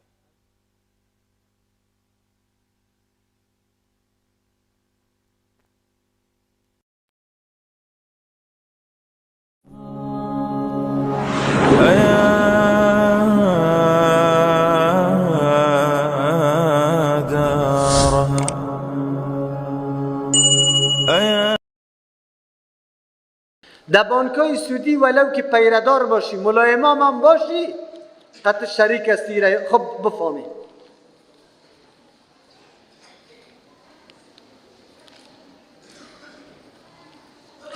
یک برادر گفته که برای ما دعا بکنه که کدام درس شروع میشه. بسیار رنج دیدیم بیادر جوانم عمری که رنج و تکلیف خصوصا در خدمت دین نداشته باشه خاک در سر عمر. فهمیده؟ عمری که رنج و تکلیف به خاطر دین نداشته باشه او عمر نیست. عمر امو عمر است که در رنج به خاطر چی؟ خدمت دین ببینیم. الله متعال سرفراز و کامیاب داشته باشه در میدان دعوت. دعا طلب کرده بود. میگه شما فرمودید که حاجی قبل از حج رفتن مبتلا به سود می شود. آیا راه حل برای کسی که حج بالایان فرض شده چی است؟ آلی ایج پشکن اندازه پیسه خود تاول نکنه. اگر وفات کنه الله متعال مؤاخذه نمیکنه.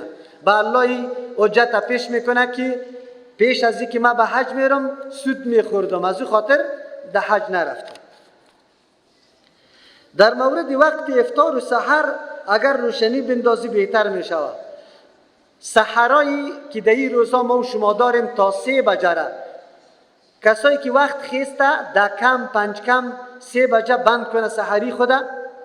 اما کسی که نو خیسته که ناگهان خیسته آزانم گفته میشه تا 3 بجه هم بالکل سحر میتونه خورده میتونه نوشیده میتونه. و افطار یادتان باشه کدام نقشه هایی که هسته مطابق این نقشه های افطار نکنی خیر ببینی 3-4 دقیقه دیگه هم تمدید کنه به خاطر که یک سلسله گپا وجود داره. ما به چشم سر در دیگه وقتا دیدیم که اینجا شام شده لیکن هفته و دیدیم از امو خاطر 1-4 دقیقه چی شود. چرا که تنها غروب آفتاب مهم نیست در افطار، برآمدن شب هم مهم است از طرف مشرق که او در سرت بیاید، یعنی برابر سر تو تاریکی بیاید. ما و شما اگر آسمان صاف باشه طرف مشرق ببینی بالکل تاریکی همینطور بالا شده میاید میبینی. پیغمبر علیه السلام بگه اذا اقبل اللیل من ها هنا و ادبر النهار من ها هنا، وقتی که شب از مشرق بالا شد و در مغرب آفتاب غروب کرد فقط افطر الصائم، روزدار روزی خود افطار کرده. اگه افطار میکنه نمیکنه روزیش افطار شده. بالای زن و شوهر بدون همبستری دیگر چی وقت بالایشان با چی اعمال غسل فرض می شود؟ بسیار خوب سوال، جزاکم الله هر کس که کرده. بله، هرگاه زن و شوهر بی لباس با هم خیلی چیسته بدون پرده چی بکنه؟ خواب بکنه و التقای ختانین شود، مرکز ختنه یعنی جای ختنه چیسته شرمگاه مرد با امرای شرمگاه زن یک جا شود غسل واجب میشه، ولو که منی وی گپا دیدم نشود غسل واجب میشه. اما به بوسه گرفتن و به مذاق کردن و به چوندی کردن تا وقتی که انزال منی نشده غسل واجب نمیشه. البته یکی آبی منی است یکی مزی آبی لزج است غازناک، او وضو را میده میکنه موجب غسل نیست. منی آبی تیره است که بوی داره و برآمدن از وجود انسان میده میشه، باز شهوت انسان چی میکنه؟ خاموش میشه، او را منی میگه. تا که در دستاندازی اونو منی نبرآمده غسل واجب نمیشه. بس مردم است که به محض گپ زدن امی قسم آب میبره باز غسل سرش میشه. نماز تهجد میگه چی وقت خوانده میشه و چند رکعت میباشد؟ شب که شش حصه جور کنیم، در ششم حصهش آدم بخیزه قبل از طلوع فجر تقریبا 1 ساعت واری دینمی وقت خوانده شوه، این بهتر است. اگر از او پیش هم آدم میخوانه و هر وقت که از خواب خیستی که بخوانی تهجد گفته میشه. پیغمبر علیه السلام دائما 8 رکعت میخواند. ما هر قدر که توان داریم از 2 رکعت گرفته تا 8 رکعت، یا ما و شما قرائت های دور و دراز نمیتونیم، میتونیم تعداد رکعت زیاد کنیم، 10 رکعت، 12، 14، 16، هر قدر که الله توفیق برات نصیب کرد. خصوصا در رمضان کوشش کنیم زیاد بخوانیم. در بعضی کتاب ها نوشته شده که نماز وتر با 1 قاعده و 1 سلام خوانده می شود. در این مورد کدام حدیث قوی است یا خیر؟ تعداد رکعات و طریقه ادا را نیز بگویید. وتر نماز طاق میگه. طاق مردم اکثر در زبانش واجب نشسته است. وتر واجب نیست، سنت است. از همون خاطر آدم در سری مرکب خوانده میتونه، نشسته خوانده میتونه. اگری واجب نبودی کار نمیتونستی، اما مؤکد است. حتی در سفر هم وتر امرای سنت صبح خوانده میشه. دیگه سنت ها در سفر نمیشه خوانده. خب وتر و سنت صبح خوانده میشه، تاکید آمده. وتر پیغمبر علیه السلام چند رکعت خوانده؟ 1 رکعت، 3 رکعت، 5 رکعت، 7 رکعت، 9 رکعت. 1 رکعت نیت میکنی 1 رکعت خوانده میشه خلاص. 3 رکعت در حدیث مرفوع به 2 کیفیت خوانده شده. 3 رکعت وتر به 1 قاعده مسلسل نیت 3 رکعت میکنی، هر 3 رکعت مسلسل میخوانی، در آخر میشینی. 3 رکعت وتر اول 2 رکعت میخوانی، قاعده میکنی، سلام دور میدی، باز میخیزی 1 رکعت علیحده میخوانی. این 2 کیفیت 3 رکعتی آمده. کدام کیفیتی که فعلا در افغانستان خوانده میشه، این کیفیت در حدیث مرفوع نه آمده، در اثر صحابه آمده، در حدیث مرفوع نه آمده. 1 رکعتی و 3 رکعتی کیفیت ها را که براتان گفتم و 5 رکعت به 1 سلام، 7 رکعت به 1 سلام، 9 رکعت، 8 رکعت مسلسل میخوانی، میشینی. التحیات عبده و رسوله در بعض روایت ها کل دعاها خوانده میشه بدون سلام، پس میخیزی 9 رکعت قطعش یک جای میکنی. این کیفیت 9 رکعتی است. این کلش در حدیث مرفوع آمده. هر کدامش که بخوانی وتر است. آدم گاهی یکیشه بخونه، گاهی دیگهشه که کل طریقای پیغمبر علیه السلام چی شوه؟ زنده و عملی شوه. جزاکم الله خیرا. البته قنوت وتر که برش میگیم، این فرض نیست، واجب نیست. دست بالا کردن این در اثر صحابی است، در حدیث مرفوع نیست. الله اکبر گفتن برای دعای قنوت یام در حدیث مرفوع نیست، فقط در اثر صحابی است. کسی میکنه بدعت برش گفته نمیتونه، لیکن در حدیث مرفوع نیست. دعای قنوت صحابه گاهی اینطور صحابه بود در کل عمر نخوانده. بعضی صحابه گاهی میخواند گاهی ترک میکرد. یک تعداد صحابه به طریق دائم خوانده. از همون خاطر ما و شما گاهی دعای قنوت ترک کنیم قصداً، به خاطر که معلوم شود که این دعای لازمی نیست. سنت های دیگه هم بطور است. بس اوقات خیلی ضرورت است مردکش الله سنت خوانده رو است، او مردک سنت است. کاری دیگه که خیلی ضروری است، اونجا نمره دکتر گرفته مریض برای تو منتظر است، تو میگی سنت مانده. سوال من قسمی است، مواد چی مولوی صاحب در یک کشور اسلامی که ظلم حکم فرما باشد، فحشا و بی‌حجابی و حلال و حرام فرق نشود، نماز جمعه کردن در جماعت درست است؟ بله بیادرم، نماز جمعه و جماعت عیناً در کدام جایی که نماز تو صحیح میشه، هر نماز دیگه هم صحیح میشه. در جمعه فقط جماعت شرط است که 2 نفر باشه، خب دیگه این گپا چی نیست. بله در یک محل که مسجدها زیاد باشه، در یک مسجد خوانده شود، این خوب است، افضل است از اینکه در مسجد خوانده شود. اگر کسی زیارت کردن کربلا را ترجیح به خانه کعبه بده، مرتد میشه یا مسلمان است؟ ترجیح کعبه به نص قرآن ثابت شده. هر کس که از آیت قرآن منکر شوه او مرتد است، کافر میشه. از او خاطر ترجیح دادن جای دیگه بالای کعبه. چرا افضل ترین موقع کدام است؟ کعبه است. اگر کسی به تمام شعائر اسلام عقیده داشته باشد ولی یک تعداد از صحابه را کافر بگوید، آیا چنین اشخاص مرتد هستند یا نه؟ به طریق مجموعه اگر صحابه را مرتد میگن، کافر مطلق است، چرا که به طریق مجموعه قرآن مدح صحابه را کرده. همچنان او صحابه که نسی سری در مورد از او آمد مثل ابوبکر و عمر و عایشه رضی الله عنهم و از وار مرتد بگوید، باز کافر است، چرا که آیت قرآن قبول نمیکنه. اگر غیر مجهول، یک جماعت مجهول صحابه را نعوذ بالله مرتد بگوید، باز در این صورت کافر گفته نمیتونیم، ولی مرتکب گناه کبیره هست. اشخاصی که زیر پرچم نظام‌های دموکراسی و طاغوتی کار میکنند، حکمشان چیست؟ کار کردن برای خود شرایط داره، حتی با کافر. البته با کافر حربی هیچ نوع کار درست نیست. با کافرایی که حربی نیستن، جنگ خطت نداره، خطی تو صلح آشتی داره یا مستأمن است، برای از به 3 شرط کار کردن جایز است. اول، همی کاری تو ضرر به مسلمان نداشته باشه، اول شرط همی است. دوم، کاری توهین‌آمیز نباشه، بری بوتایش رنگ کنی، بگو تشنابایش بشویی، اینطوری کارا اگر میکنی بری تو نارواست. الله مسلمان عزت داده، آلی خود زنام رفته خدمتای کفار کرده رویسته، افغانیت توی گپا کلش در خاک یکسان شد. سوم شرطش است که در انجام مراسم اسلامی آزاد باشی، ریش آزاد مانده میتونی، در جماعت آزاد رفته میتونی، نمازت خوانده میتونی، باز کار کردن قطعشان درست است.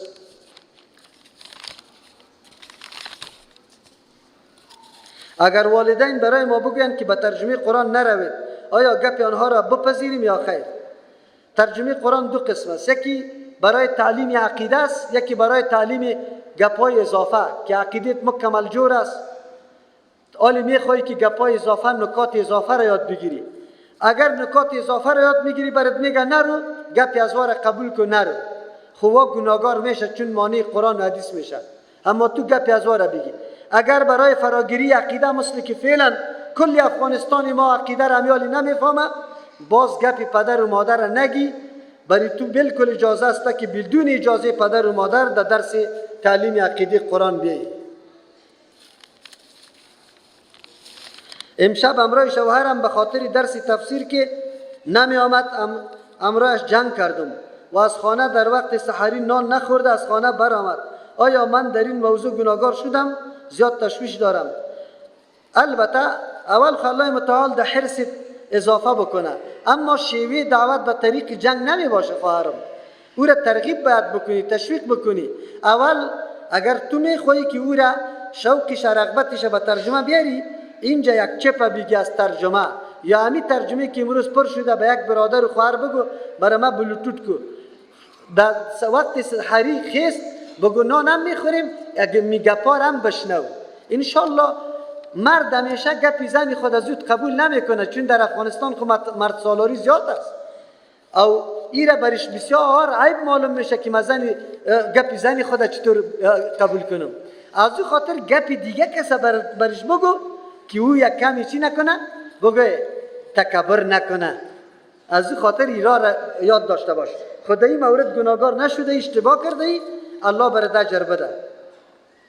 انسان ها اول از نطفه، بعد از خاک و گل ساخته، اما حیوانات از چی به وجود آمده؟ قرآن و حدیث تذکیرش نکده. برو بگو شرایط کلمه چند است، مکه مشرک میشم که مسلمان، او را سوال کن. بعد از خلاص شدن آذان صبح خواندن نماز روا می شود؟ نه. یکی از جنایات بزرگی که مؤذنینی که وقت آذان میده همی است.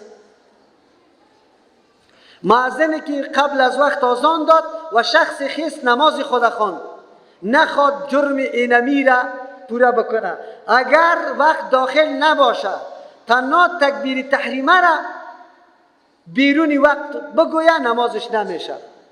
پس این مؤذن سبب چی میشه؟ بگه نه واقع شدن نماز مردم در وقت میشه. این گپ عادی نیست. مؤذنی تو مؤذن یک دفعه مطالعه کن حدیث کی مؤذن کی را میگه. اینجا هر کس کی در خانه اولادای شای کنه بگه کر و لنگ و بگه شل و شرط باشه و مؤذن است. اگر گروهی وجود دارد که دین برشان نرسیده باشد در حالی که الله میگوید که حجت را تمام کردم، اگر وجود دارد پس مؤاخذه نمیشان در آخرت مثل سقراط افلاطون. در زمان سقراط افلاطون عیسی علیه السلام بود و ملحدین بودن و فلسفه خود ترجیح دادن، مثل که آلی در این وطن ما و شما فارابی و ابن سینا و این ملحدا را چقدر ارزش داده در کتابا و یا کل عمرشان در فلسفه گویی و در بیدینی تیر شد علیه اسلام کارا کردن. خب لیکن در مکتبای ما بجای از اینکه صحابه را ارزشایش قائل شوند ما را تشویق به وطن پرستی میکنه. در وطن ما خدمت کرده. چرا؟ شعر شرکی را گفته. شعر شرکی را گفته قابل قدر است. شفاخانه ها و مکتبا را به نامهایش نام مونده. صحابه را ارزشایش قائل شوند ما را تشویق به وطن پرستی میکنه. در وطن ما خدمت کرده. چرا؟ شعر شرکی را گفته. شعر شرکی را گفته قابل قدر است. شفاخانه ها و مکتبا را به نامهایش نام مونده. شما مطالعه بکنید تاریخ فارابی را، ابن سینا را و دیگه شد که وا ملحد بودن یا مسلمان. افغانستان کور است. خلاص کسایی که دین برشان نرسیده در قله کو زندگی کرد، الله متعال در روز قیامت زنده میکنه شد، در مورد امتحان قرار میده. اگر در امتحان کامیاب شد جنت میره، اگر نشد جهنم. آیا سرمه کردن بدون کدام عذر در ماه مبارک رمضان روزه را خراب میکنه؟ نه، هیچ مکروم نمیکنه. بالکل درست است. عطر زدن، سرمه کردن، مسواک زدن هیچ کدامش باز روزه چی نداره. سوال ما اینجاست که نماز تراویح چند رکعت خوانده شود و تسبیح آن چگونه است؟ آیا سبحان ذی الملک خوانده شود یا خیر؟ برادران و خواهران، نماز تراویح، تهجد، قیام اللیل و تراویح یک چیز است. پیغمبر دائما خوانده. همین تهجد قیام اللیل برش میگه. تهجد برش میگه به خاطری که وجود خواب خود دور میکنه، میخیزه نماز میخونه. قیام اللیل به خاطر میگه که در شب قایم است نماز میخونه. تراویح به خاطر میگفت که در زمان صحابه آنقدر طولانی تراویح نماز نفل خوانده میشد که بعد از 4 رکعت نیاز به یک استراحت بود که خود تازه کنه و یک کمی نشاط بسازه، به خاطر که 4 رکعت دیگر خواب همینطور به میل و رغبت بشنوه. ما وارینه این از او خاطر تراویح میگم. قیام، رکوع، سجده، قرائت این خیلی منظم، آرام، با اطمینان باشه که خشوع آدم بیاید. چرا که هر قدر قرائت طولانی شوه، هر قدر که آرام شوه، همون قدر توجه آدم زیاد میشه. خصوصا قاری صاحبایی که تقوا داشته باشه، آیت به شکل میخونه تو گویی که هیچ معنا را نمیفهمی، ولیکن مجردی که در آیات عذاب، در آیات جنت میرسه یک دم گریانت میاد. الحمدلله الله متعال ما را همیشه بی بهره نساخته. امسال قاری صاحب خالد در جای ما نیست. شاهکاری ها را بعضی دوستای ما کرد که قاری صاحب خالد دیگه جای برده، لیکن الحمدلله قاری صاحب عبدالله برای ما آورد. الله امی شب گذشته واقعیت است، چون که آیاتام خیلی زیاد متعلق عذابا و جنت بود، بسیار زیاد گبی کدام آدم در گریه می آورد. کیفیت نماز اهمیت دارد. سریازی نزاع نکنی. اگر 20 رکعت تراویح را کسی میخونه با وجه درستش قیام و قرائت میکنه، بالکل قطش بخونه درست است. در حرمین 20 رکعت خوانده میشه و چون که ختم قرآن به شکل میخونه، مصحف مدینه یک جزء قرآن کریم 20 صفحه داره. در هر رکعت یک صفحه میخونه، از او خاطر 20 رکعت میخونه. وگرنه 20 رکعت سنت نیست. یا میگه سنت عمری است. نه، سنت عمر عبدالله مردم جمع کرده در 11 رکعت که 8 رکعتش تراویح یا نه نفل بود، 3 رکعتش وتر بود. در معطا امام مالک اردو روایت 20 رکعتی هم آمده، 11 رکعتی هم. روایت 20 رکعتی ضعیف است از روی سند. روایت 11 رکاتی قوی است. درباره نکاح صیغه میگه معلومات بده. نکاح صیغه ایره میگه که یک زن موقت برای مدت مشخص میکنی 2 سال، 1 سال، 6 ماه، 4 ماه، 5 سال مهر میمانی، شاید تیر میشه.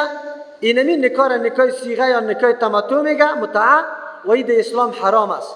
چرا؟ نکاح مقاصد خیلی بزرگ دیگه داره که او سرپرستی اولاد و چی است؟ در ذمه گرفتن مسئولیت اولاد است و این به این توقیتا نمیشه. چرا که آلی زن تو را اعلام میکنه، 6 ماه بعد تو را اعلام میکنه، اولاد باقی میمونه، به سرنوشت میشه که اولاد امرای کی بره.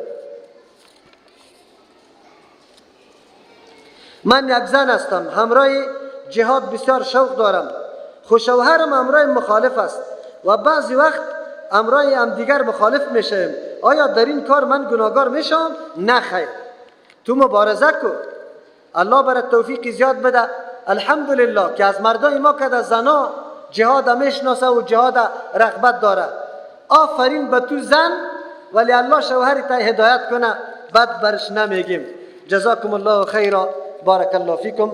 بخیر رفته میتونی.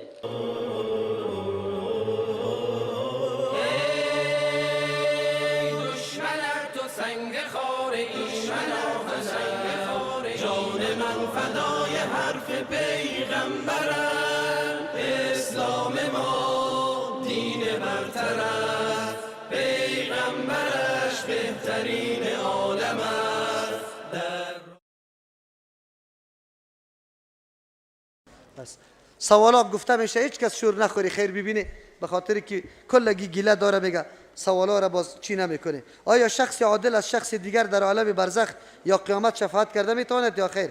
جناب محترم، موضوع شفاعت تیر کردم. در عالم برزخ نمی باشه، در قیامت می باشه. شخص عادل الله کسی را که اذن میکنه، اذن برای پیغمبر میشه، برای عالم میشه، برای شهید میشه، برای طفل ناتمام که سقط شده و میشه. آیا شخصی که گناه کبیره در مقابل انجام داده باشد بعد از مرگ آن دعای برایش جایز است؟ بله ها، بالکل. مسلمان با گناه کبیره کافر نمیشه، هم نماز سرش خوانده میتونی، هم دعا برش میتونی.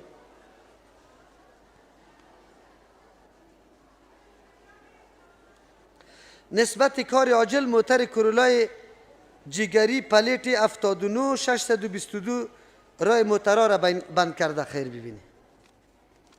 آیا برای خریداری زمین مدرسه دادن پول زکات درست است یا خیر؟ اگر یک کسی ای را به ذمه خود بگیره که من میخورم، باز پولی خود در او پرته، باز خودش نتونه او را خریده، بالکل با زکات هم گرفته میتونه. خب با تاسف که ما تا حالی را همونطور زمین مشخص هم نکردیم، نقشم نکردیم. هر وقت که مشخص شد بعد از او انشالله پولی که ما داریم خودی ما کوشش کنیم نتونیم، بعد از او پول گرفته میتونیم. دوم، مالی که مشترک در بین چند برادر خرد و بزرگ و در تحت تصرف بزرگ باشد زکات واجب است یا خیر؟ بله. اول مال تقسیم میشه در بین برادرها، اگر هر کدامش به نصاب میرسه سری هر کدامش زکات است. اگر نه که به هر کدام تقسیم شود مال مشترک باشه زکات نمیشه، باز به هر کدام که تقسیم کنی در نصاب نمیرسه باز زکات سرش نیست. لشکریان اسلام در زمان کدام خلیفه به خراسان دیروز افغانستان امروز رسیدن؟ عثمان رضی الله عنه. عبدالرحمن ابن ملجم در حدیث ابو داود میگه که در کابل آمده بود. اولین بار اسلام توسط کدام شخص؟ اون عبدالرحمن ابن ملجم در حدیث بخاری آمده.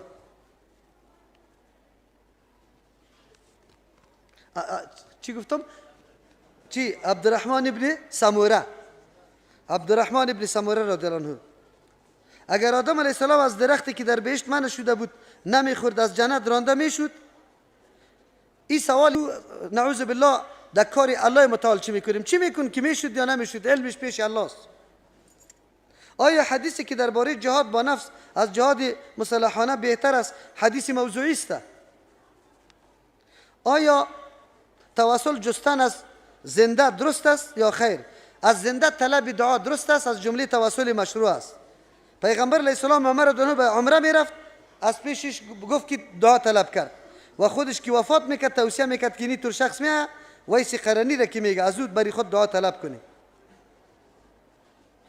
کسی که از کسی دیگر بخواهد که برایش از الله متعال چیزی بخواهد یا برایش دعای خیر کند، بگوید از دعای خیرت مرا فراموش نکن. کسی که میگوید من خاک پرست هستم، دلیل این را میگویند حب الوطن من الایمان، شرک بزرگ است. کسی که برای وطن جنگ میکنه، من مات علی عصبیت، او در جهنم است. برای وطن نیست، برای اسلام است. وطن چه حیثیت داره؟ اسلام حیثیت داره. و این را حدیث هم میگه، نیست حدیث. کل سرزمین سرزمین اسلام است. من در خانه فامیلم را به توحید دعوت دادم ولی آنها نپذیرید. آیا مسئولیت از عهده ما خلاص است؟ بله. بار بار موقع دعوت که برات میسر میشه، مثل یوسف علیه السلام باید دعوت بدی، ترک نکنی. میگه در حق مجاهدین واقعی دعای خیر کنی ان شاء الله. دکتر زاکر نایک که عالم سلفی است، برای دعوت هندوها، یهودی ها و عیسوی ها از کتب خودشان استفاده میکند و ثبوت میکند که در کتاب هندوها آمده است که الله متعال شریک است، رسول الله صلی الله علیه و آله آمده است. آیا این دلیل شده میتواند که آنها دلیل الزامی است، نه دلیلی که در واقعیت داره، حقیقت داره. این دلیل الزامی میگه که خود همون گپ اعتراف میکنن، سری گپ خودشان تو را ملزم بسازی. این معنای از این نداره که او کتاب آسمانی است. آیا میتوانیم که لقب سید را از نام برادرم، چون هر جایی که نام سید برده شود فکر میکنن که جادوگر است؟ بله، سید نمان کلمه سید قطی خود ای ساخته و پرداخته بعدی است. اول رسول الله صلی الله علیه و آله اولادایش تو نیست که نامش اول سید باشه، حسین، حسن، اونجا نه سید است نه چیز است. و بعضی ها با لقب سید غرور میکنن. بالکل، در صورتی که غرور پیدا میشه خب بیخی از بین بردنش ضروری است. خیرات و زکات برای سید درست است؟ نه. زکات و صدقات اگر واقعا از نسب پیغمبر علیه السلام باشه برش درست نیست.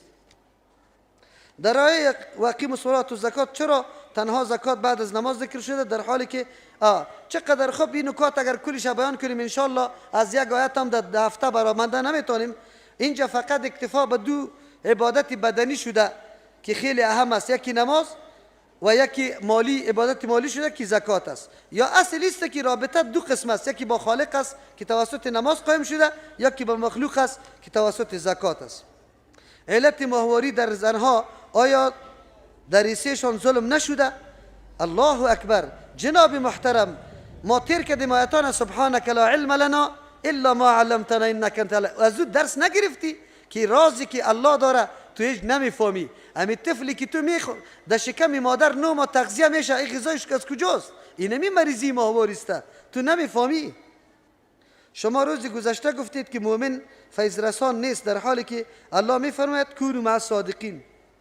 حالی کونوا مع الصادقین خود چی است؟ این فیض رسانی را نمیگه. تو همراه صادقین همراهی کو، به خاطر که صادقین خوب کار میکنه تو در پالیش خوب کار میکنی. فیض رسانی خو این را میگه که یک چیز بدون اسباب ظاهری برای تو ترزیق بکنه که پیرا میگه ما نور تیر میکنیم.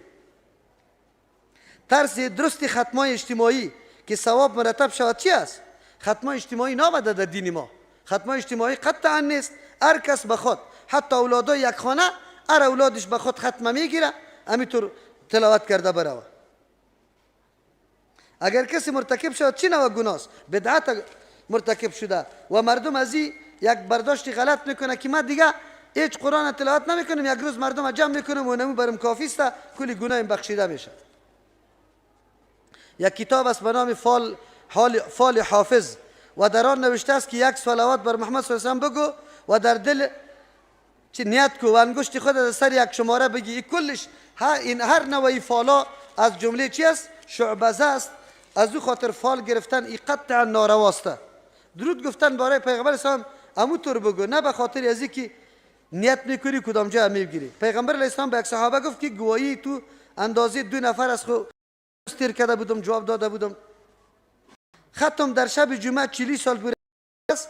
چند ختم سوره 40 دفعه یا توست، چند دفعه گفت تکراری سوال کنی. سوراخ کرده زمان رسول الله شده، پیغمبر من نکرده. خو البته به سوراخش آب رسانده شود در وقت غسل. آیا میتونید یک روز صحبت نمایه انشالله می اگر سوره بقره دو سرحد رسید این مسائل صحابه رسول پیش رسول الله آمد و گفت ای رسول الله من یک بزغاله امیر دین گفتم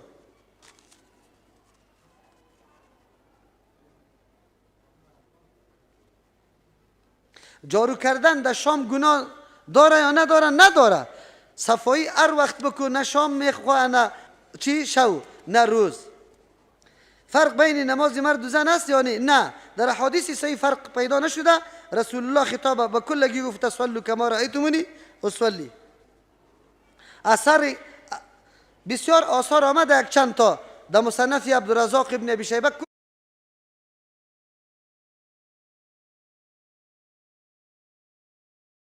کلش ضعیف است.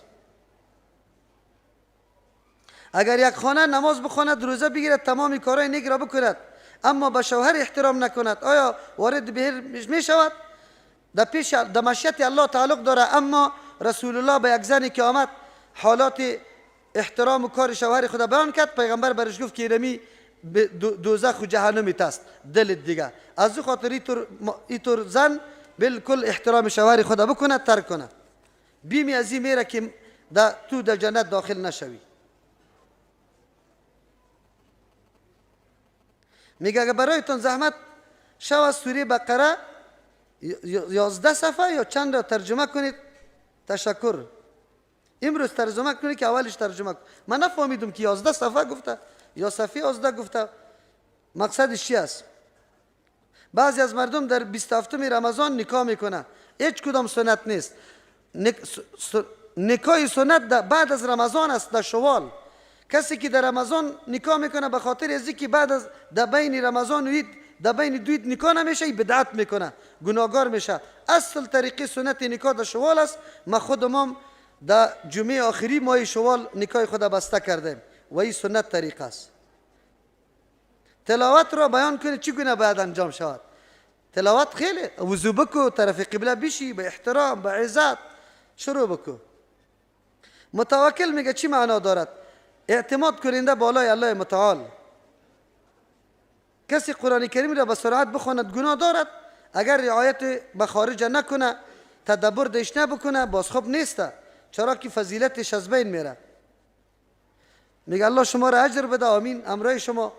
اگر ما در سحری نمیتوانیم بخوریم، آیا روزه ما میشود؟ بله روزه میشود، لیکن محروم از ثواب میشه، چرا که الله دی بسیار برکت انداخته. و فصل در بین ما و یهود، پیغمبر علیه السلام میگه اکل السحرة، خوردن پس شویسته. میخواهم که وهابیت را برایم به طور واضح بشناسید. وهابیت یک نام است، یک اسطوره، خیر و خلاص، نه حقیقت داره نه چیزی است. نه کس به نام مذهب وهابیت داره. محمد ابن عبدالوهاب نظریاتش به نام وهابی به پیش مردم معرفی میکنه. او یک شخص عالم بود، مبارزه با شرک و خرافات کرده و اگر او را وهابیت میگه این گپ غلط است. امروز هیچ کس به پیروی از او کسی نیست. بله امون نظریات که چون به آیات حدیث ثابت است، او را هر کس در وقت بیان میکنه.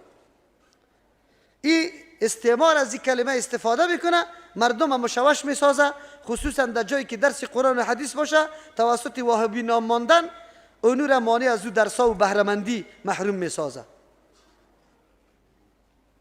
میگه بیداری اسلامی اومد در چی میباشد؟ حالان که همه به قرآن دسترسی دارن، ولی چگونه میتوانید خود را از دسیسه های یهود با خبر سازید و این گونه دوره های تفسیر فایده وار است؟ اگر است پس چرا شما اختصاص به ماه رمضان کردید؟ جناب محترم سائل، اول تو خبر نداری. انشاءالله ما یکی از جمله ای را تحدیث به نعمت میکنم که الله برام نصیب کرده، الله مرا محروم نسازه. انشاءالله در کل عمرم از صبح که شروع میکنم درس تفسیر دارم تا خفتن انشاءالله. خود تو خبر نداری. رمضان مبارک به اجتماع عمومی خاص کردیم که ماه قرآن کریم است و اگر تو بگویی که دوره تفسیر بیداری را نمیاره، ما ایران ماندیم که کی بیداری را میاره. تو خود آمده تجربه نکردی که تو بیدار شدی یا نشدی.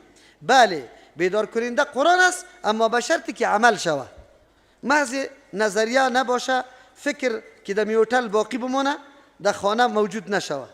نماز تراویح نشسته خوانده شود گناه نه، لیکن از فضیلت زیاد محروم میشی. هرگاه یک خانم همراه یک مرد عروسی میکند که از خانمش چیست چند سال بزرگتر است، با او احساس پدر میکند، در این حال طلاق رواست؟ نه. چرا؟ اصل گپ در سر است که اگر یک امری که یک حقوقی که در بین زن و شوهر وجود داره نمیتونه رعایت بکنه، بعد از او طلب طلاق میتونه و طلاق داده میتونه. در غیر از او سن بزرگ نیست. رسول الله با 9 سالگی با عایشه رضی الله عنها ازدواج کرده. خودی پیغمبر علیه السلام 25 سال است و زنش خدیجه رضی الله عنها 40 سال است. این تفاوت ها همیشه موجود است، مصلحت ها در نظر گرفته میشه.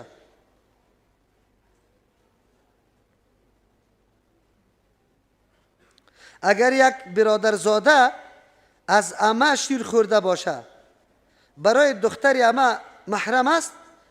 از امو عمه بالکل، به خاطر که او خود برادر شد، او همشیره شد. اگر یک پسر قصد عروسی با دختر دارد اما دختر 1-2 سال از پسر بزرگتر است، نکاح آنها رواست؟ نه، 20 سال بزرگتر باشه رواست. هر کدامش باشه. درباره نظری که مردمای نافهم نظر کشمش نخود میدهند، لطفاً روشنی دید استاد. الله اجر ثواب آخرت نصیبتان کنه. کشمش نخود، نظر کشمش نخود به نام کیست؟ اگر غیر الله باشه این نظری کل شرک است، نارواست. اگر به نام الله باشه، به نام الله هم کشمش نخود نظر شده میتونه، هم بگی بوز، هم گوسفند، هم خرما، هم پلو، هم قورمه، کلش نظر میشه. بوسیدن قرآن از نظر شاید چه حکم دارد؟ اگرچه از اکرمه رضی الله عنه صحابی نقل شده، اما چون که از پیغمبر علیه السلام و دیگه صحابه نقل نشده، بهتر است که بوسیدن نشود، در بدعت داخل نشویم.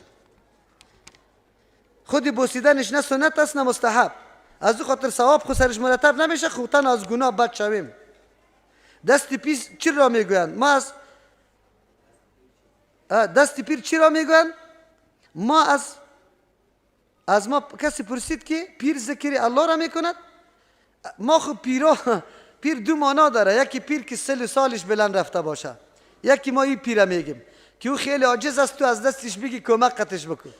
یکی پیرای است که خود نمایندی دین معرفی کرده، یک خانقاه منقاه به خود جور کرده، او میگه دعوا میکنه که من علم لدنی دارم و اینطور دارم، اینو را پیر میگه. دیگه ذکر الله را که میکنه، کدام رقم ذکر الله را میکنه؟ لا موجود الهی را یا لا مقصود الهی را؟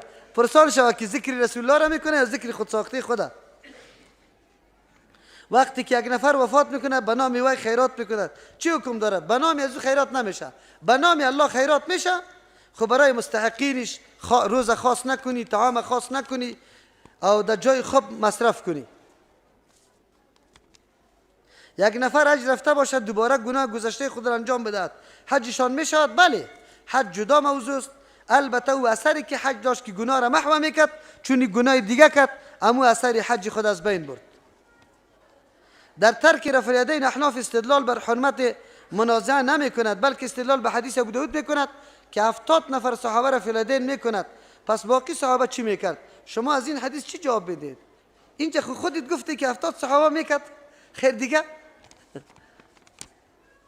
استدلال از حدیث ابو داود میکنه که 70 نفر صحابه رفع الیدین میکند، نگفته نمیکنه، که 70 صحابه میکنه. خب بازبط کلگی بکنه دیگه، خودت جوابی تا گفتی، ضرورت به ما چیسته؟ در جایی که حدیث میگه، او فقط یک حدیث عبدالله ابن مسعود رضی الله عنه است که میگه پیغمبر علیه السلام دیدم که او در اول بالا کرد، باز اعاده نکرد.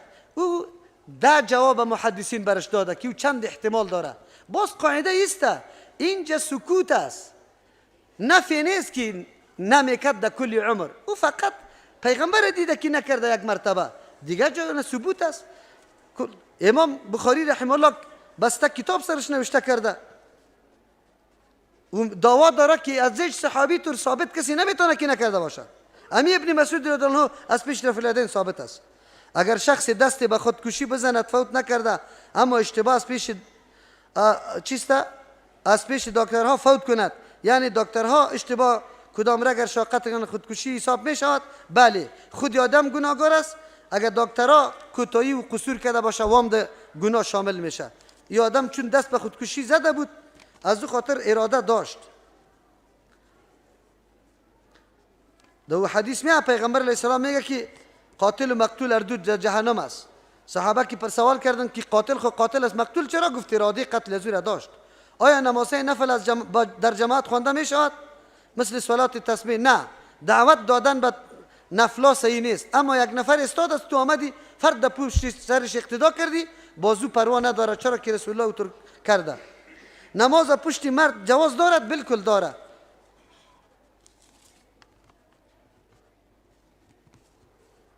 یک غلام بود برای عایشه رضی الله عنها امامت میکرد برای زنا.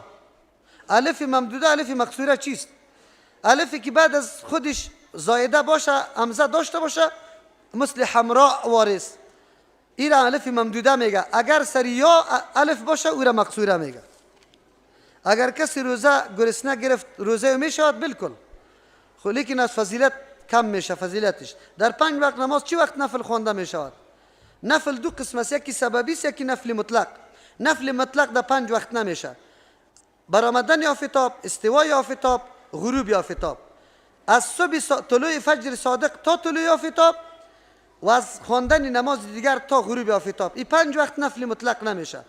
یکی نفل سببی است، یک کسی وضو میکنه بعد از 2 رکعت تحیت الوضو میخونه، یک کسی نماز حاجت، یک حاجت برش پیدا میشه امیال نماز حاجت میخونه، یک کسی گناه کرد امیال توبه میکنه 2 رکعت نماز توبه میخونه، یک کسی در مسجد آمد تحیت المسجد میخونه. این را در هر وقت کرده میتونه، منع نیست. وقتی گپ میزدی یا ترجمه میکردی آهسته بگویی که ما نوشته گرفته نمیتونیم. خب است، خب اگر شوه برای خواهران بگویید که بسیار گپ میزنه و ما نمیفهمیم، الله شما را اجر دنیا و آخرت بده. کسانی که دعوت شما را میپذیرد آن را هم اجر بدهد، اما کسانی که به خواب کردن میاد الله آنها را راهنمایی کنه. آمین.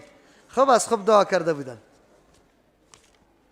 آیا امام ابو حنیفه رحمه الله از دیگر جلب میکنه؟ امیر اگر از مذاهب مختلف یک چند تایش برای ما مثال بدین.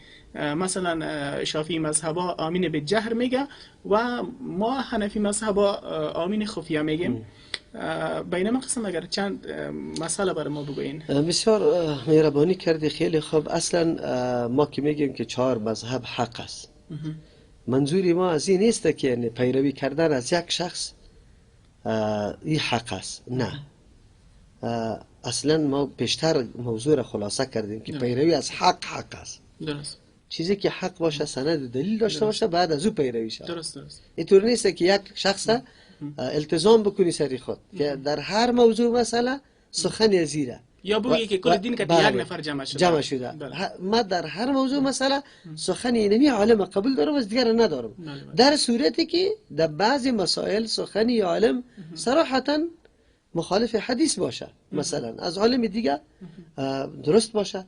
این اینجاست، خطا در اینجاست که ما ملت تا الحال آشنا نشدیم که ما چه قسم بکنیم. حتی و این ما ترسانده شدیم که اگر تو مذهب اله بکنی و قول دیگری را بگیری بعد درست زده شوی. چطور شده میتونه که ما یک مثال براتون میگم از این خاطر که دوستای ما، شنونده های ما. در برنامه قبلی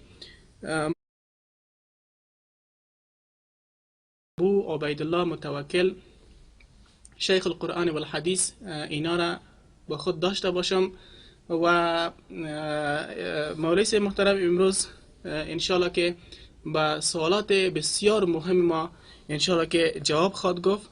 و در برنامه قبلی ما براتون یادآور شده بودم که از کمک رسانان و کمپاینگران و مبالغین امی ساحره و جادوگرا و تعویض نویسا، اینا از جمله انسانها کسایی بودن که در موردشان بیان شد و باز گفتیم که اینا کمپاینگران از جمله جنیات و شیاطین هم دارن.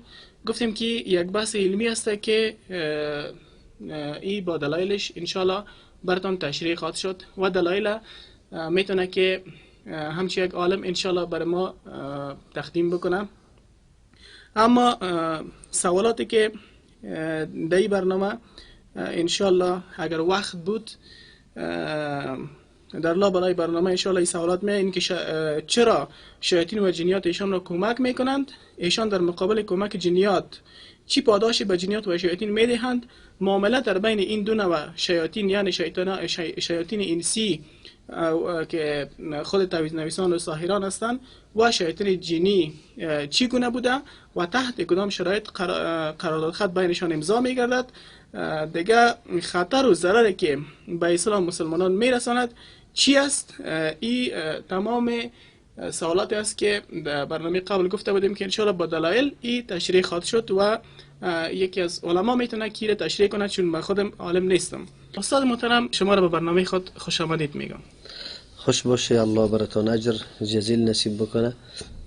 سپاس و تشکر از شما که ما را در همچون برنامه شریک ساخته که بتوانیم با هموطنان خود و برادران مخلص خود سخنان شریک بسازیم. الله متعال توفیق نصیب بکنه که سوالات شما را کما حقه جواب داده بتانیم. زنده و سلامت باشین مولوی محترم.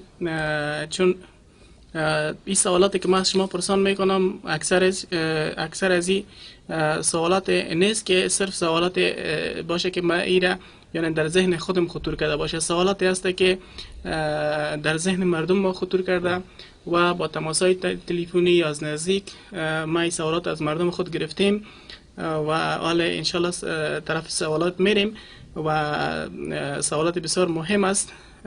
خب امو سوالاتی که قبلا او را یادآور شدیم در لابلای برنامه انشالله اگر وقت ماند سر از او هم میاییم و قبل از او بعضی سوالات مهم است.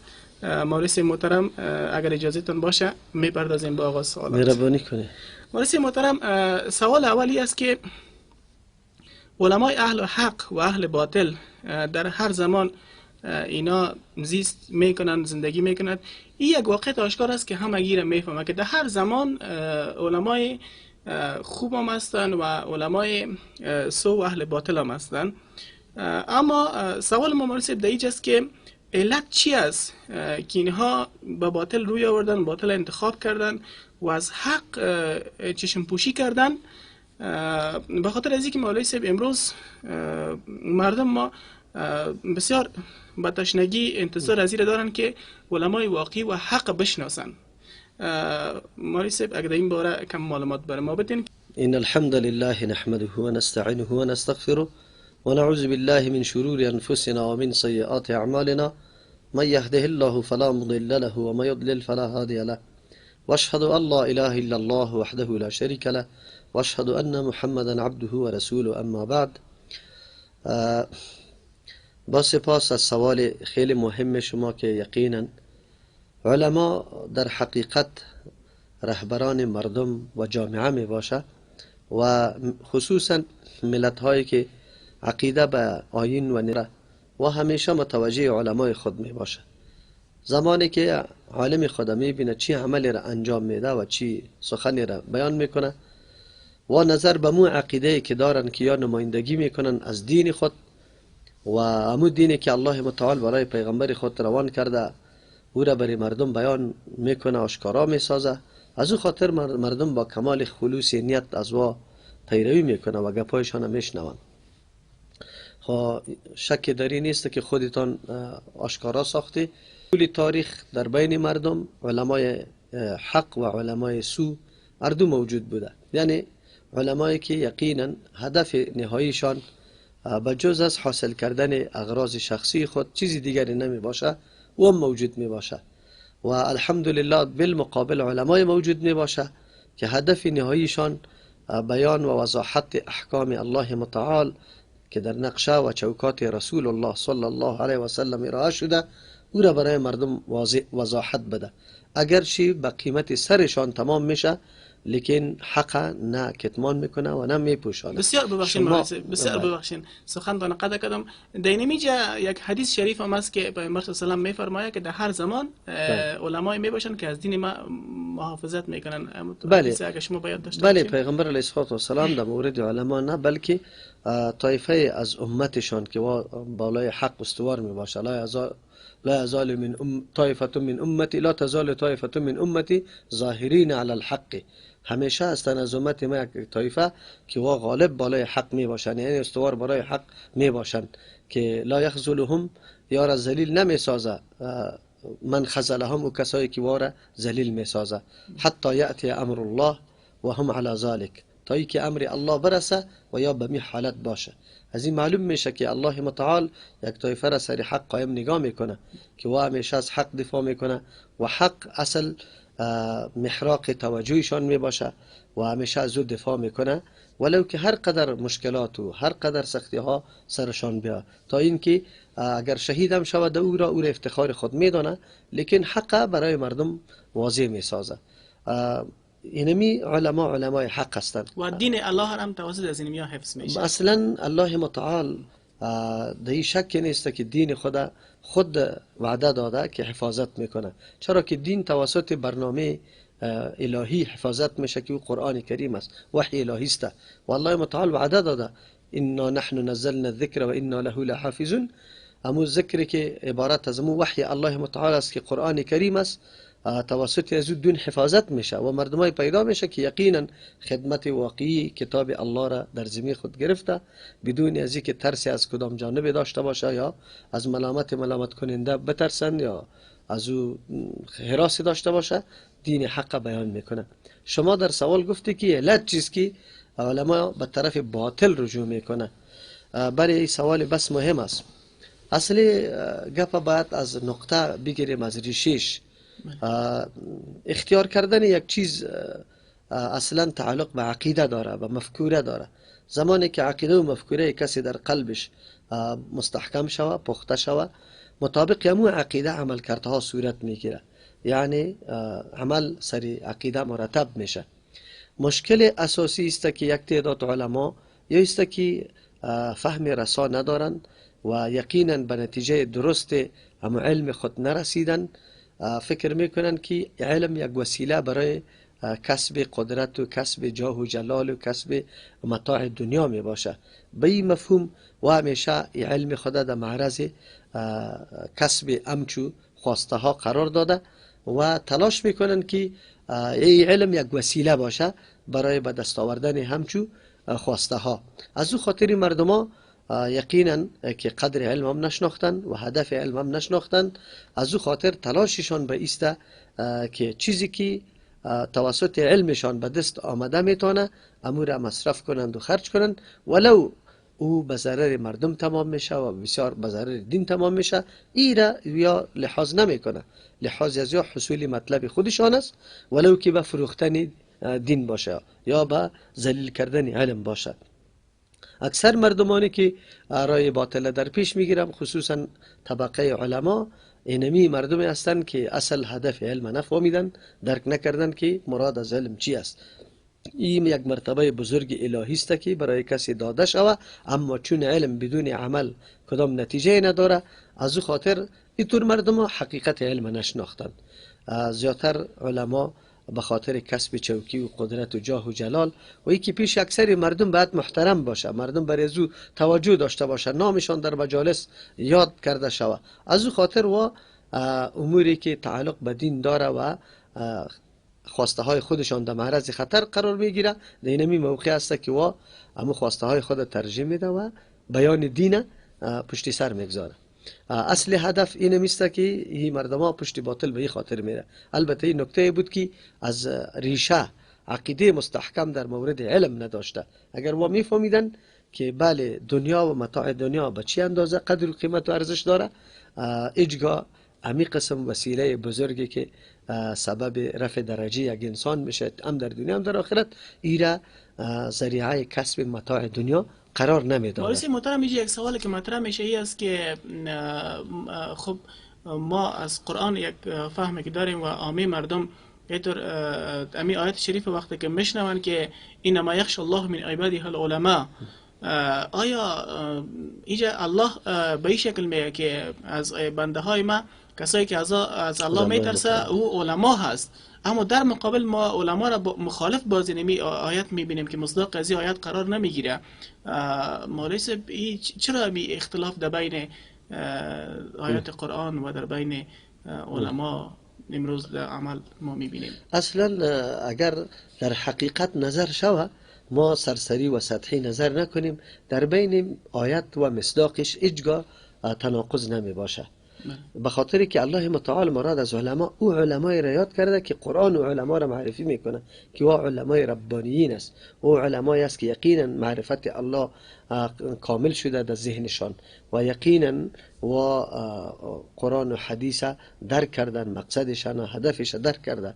اما زمانی که ما میبینیم که تنها لنگی سفید یا کالای سفید یا ریش بزرگ کسی داشته باشه و خودم معرفی میکنه عالم، اما در حقیقت به مفهوم و مطلب یک آیت هم پی نمیبره و معرفت کامل الله متعال برش نصیب نشده باشه، اینطور مردم را مردم عالم تلقی میکنه و بعد از او که میبینه عمل کرده از او خلاف آیت میشه به خاطر که خشیت از الله متعال نداره، مثلا امو مسئولیت خود به وجه درست انجام نمیده. چرا که خشیت الله یکی از جمله اثراتش ایسته که ادای مسئولیت بکنی، یعنی چیزی که تو مسئول هستی بعد بپردازی او را به وجه احسن بپردازی. بزرگترین مسئله ما شگفا ساختن اذهان مردم است، آشکارا ساختن احکام الهی است تا مردم از تنگناها برای، از تاریکی ها برای به روشنی علم آشنا شوند، به روشنی علم بر ازوا راه حقیقت پیدا شود.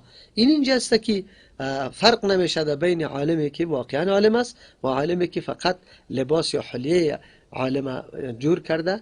از او خاطر در نظر مردم طور معلوم میشه که در بین آیت و علما تناقض پیدا میشه در عمل کردشان. اما اویی که علمای حقیقی است، علمایی که واقعا با بصیرت است، با قرآن و حدیث رابطه کامل داره، او مردم هیچ وقت هم مخالفت از آیت نمیکنه، بلکه خشیت الله در قلبشان همیشه است. حتی ادناترین موضوع را هم پشت سر نمیگذارن که او پنهان شوه و برای مردم گفته نشه. تشکر مولوی صاحب. این خودش دلالت به این میکنه که کسی که اما عالمی که خود عالم میگه و تناقض با اینمی آیت قرآن داره، در حقیقت او عالم نیست و علم از او به کمال نرسیده تا هنوز. همونطور است انشالله. خب مولوی صاحب محترم، ما شخصا خودم و شاید برادرای خواهرها و دوستای مسلمان های زیادی باشن که فریب همچی علما را خورده باشن، که شخصا خودم هم از قربانیان همچی علما بودم که مدت های زیادی بر باطل باقی مانده بودم و ایره دوستا دیدن و اینا حقیقت مرا در برنامه های اعترافات و در برنامه های تحقیقی فهمیدن. حال ما و اشخاصی که در موقف ما هستن، اینا و شخصا خودم بسیار میخوایم که ایره بفهم که مردم ما یعنی عوام الناس علمای واقعی را با علمای باطل چگونه فرق کنن. شما یک چند مثال اگر برای ما بدین در این مورد. بله، جزاکم الله خیرا.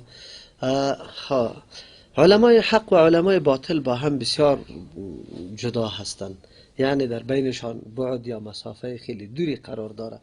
علمای حق همیشه هدفشان و برنامه هایشان فقط روی رضامندی الله متعال، یعنی دعوت الی الله می باشه، مکمل دعوتشان به سوی الله متعال است. کسی را برای احترام خود، برای از اینکه برش سجده کنه، رکوع کنه، قیام کنه، به این خاطر دعوت نمیده. و گاهی هم خوش کردن مردم هدفشان نمی باشه که مردم از ما خوش شود، و همیشه هدف نهاییشان است که الله راضی شود، ولو کل مردم با او مخالف میشه، حتی پدر، مادر، برادر، اقاربشان، همه ایشان، یعنی ایره در نظر نمیگیره، بلکه اصلی هدفش این می باشه و چشم طمع و توقع برای مخلوق نداره، همیشه عزت خود از خالق میخواه و در کارکردهای خود متوجه از این می باشه که بعد عمل کردن بسیار مستقیم و مطابق سنت رسول الله صلی الله علیه وسلم باشه. از امو خاطر از کسی هراس نداره و جز از الله متعال. حق به اندازه توان و قدرت خود در هر جای واضح و بیان میکنه. اما برخلاف علمایی که نعوذ بالله سوء هستند و همیشه رضامندی الله مطلب و نهاییشان نمی باشه، هدفشان نمی باشه، بلکه همیشه در ارضا نمودن مردم، کوشش میکنه که مردم از او خوش باشه و مردم دعوت میده که برای از یا سجده شوه، برای از یا رکوع شوه، برای از یا قیام شوه و همچنان کشوفش ازی گرفته شوه که در بین مردم محترم و بعض اوقات شاید بسیار میبخشین شاید مزدور کسی باشه، شاید مزدور مشکل استعمار امیسته باشه. که باز اینطور مردم ها چون که همیشه در طمع دنیا و متاعش می باشه یا حتما دیگه برای برآورده ساختن امو هدف دنیوی خود گاهی فروخته میشه، بله گاهی نعوذ بالله در بنده های دیگر را قرار میگیره. از همون خاطر است که گاهی هم او مخالفت با مردم در یک امر خیلی واضح حرام هم نمیتونه مخالفت بکنه، بلکه هماهنگ امر از او روان می باشه، چی او امر شرک باشه، چی بدعت باشه، چی حرام و معصیت باشه، لیکن قدم قدش گذاشته روان است. یک مثال ساده براتون میگم، اگر کسی عالم حقیقی باشه، مثلا در یک هتل توی است و اونجا سازنده و رقاصام رقص میکنه، عالم حقانی گایم پای خود طرفی هتل نمیگذاره برای عقد بستن امو دختر و بچه. چرا؟ به خاطری که در اونجا معصیت الله صورت میگیره. لیکن یک عالمی که مورد نظرش فقط حاصل کردن 1000-2000 افغانی باشه و دیگه بدون از اینکه هنوز بسیار چاپلوسی به او صاحب عروسی هم میکنه که نه دایی فکر است که کسی دیگر نبره مرا ببره. از او خاطر اینی برالا گپ است که علمای حق همیشه مال متاع دنیا، جاه و جلال، احترام مردم این مورد نظرش نمی باشه. مورد نظرش خوف الله در قلبش است، میترسه که دین الله از بین نروه.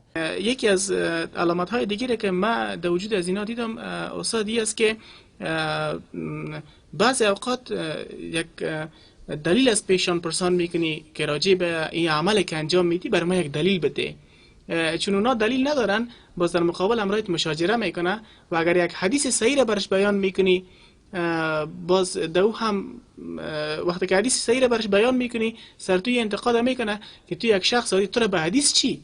تو خو یک اومیستی، تو کدام عالم هستی که ما حدیث پرسان مرا تعقیب کرده برو، ما که هرچی میکردم تو هم تو کرده برو. بله ما خونجا فقط یک علامه را بیان کردیم که تقریبا علامه عمده شمار میشد و علامه اساسی بود، اما علامات جزئی دیگر خیلی زیاد است. مثلا عالم سو همیشه وقتی که از پیشش سوال میکنی در یک مورد بجای از اینکه همون مورد برای تو جواب قناعت بخش ارائه بکنه تلاش میکنه تو را مورد سوال قرار بده و مورد اتهام قرار بده. یک موضوعی است. دوم است که بسیار تعصب زیاد می داشته باشه، مثلا از هم یک جهت و چون همیشه نظرش سر یک جهت است امور از زیر مراقبت خود گرفته می باشه. سوم است که یک عالمی که نعوذ بالله عالم سوء باشه او هیچگاه نمیخواه که در ملای عام و در یک مجلس عام از پیشش تو یک سوال بکنی ارائه بکنی، به خاطر که همون موقف اجتماعیش پایین میه و باز نمیتونه سوالی تو را جواب بگویه. و همچنان علمای سوء همیشه تلاش به ای دارن که مردم ناآگاه باشند، معلومات کافی در همه موارد نداشته باشه، بلکه مردم همیشه محتاج باشه برای ازیا، حتی در موضوعات و مسائل خیلی کوچک و خرد، یعنی همیشه بخیل می باشه، نمیخواه که همین مسائل علومی که برش موجود است همراهش است او را برای دیگران برسانه. و همچنان یکی از جمله نشانه های علمای سوء است که و خیرخواهی ما تحت نمیخواه که نصیحت کامل برشان بکنه و توصیه برشان بکنه که یا در خصوصا در راه های دین و در راه های مسائل دین معلومات کافی پیدا بکنند و از او پیروی بکنه. از همون خاطر همیشه مردم برش حقیر معلوم میشه، حتی بس اوقات که در بس جاها میگه که این مردم ها چی هسته؟ عوام محض است، هیچ ضرورت نیست که برای از چیزی گفته شود، یعنی یک نوع تحقیر میکنه که یا چی را نمیفهمه برشان خوب هم نیست که بفهمه، تنها خود طور وانمود میکنه که ما باید در جنت برم و دیگه کس نروه و همچنان ما باید بفهمم دیگه کس نفهمه، یا از جمله نشانه های جزئی علمای سو می باشه.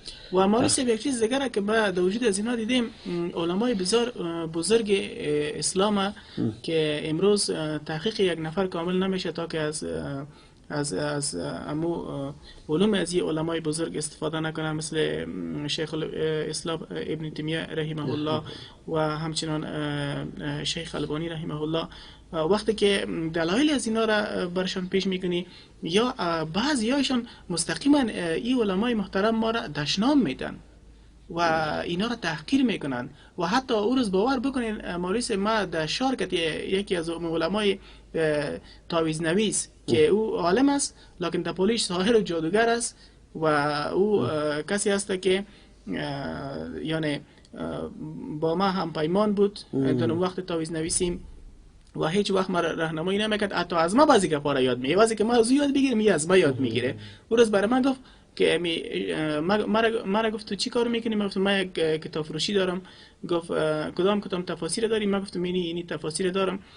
باز گفتم به خاطر خودت گفتم سلسله صحیحه از شیخ البانی و سلسله الاحادیث الضعیف و الموضوع، گفتم این بسیار کتابای خوب است، اگه داشته باشی میتونی خوب استفاده کنی.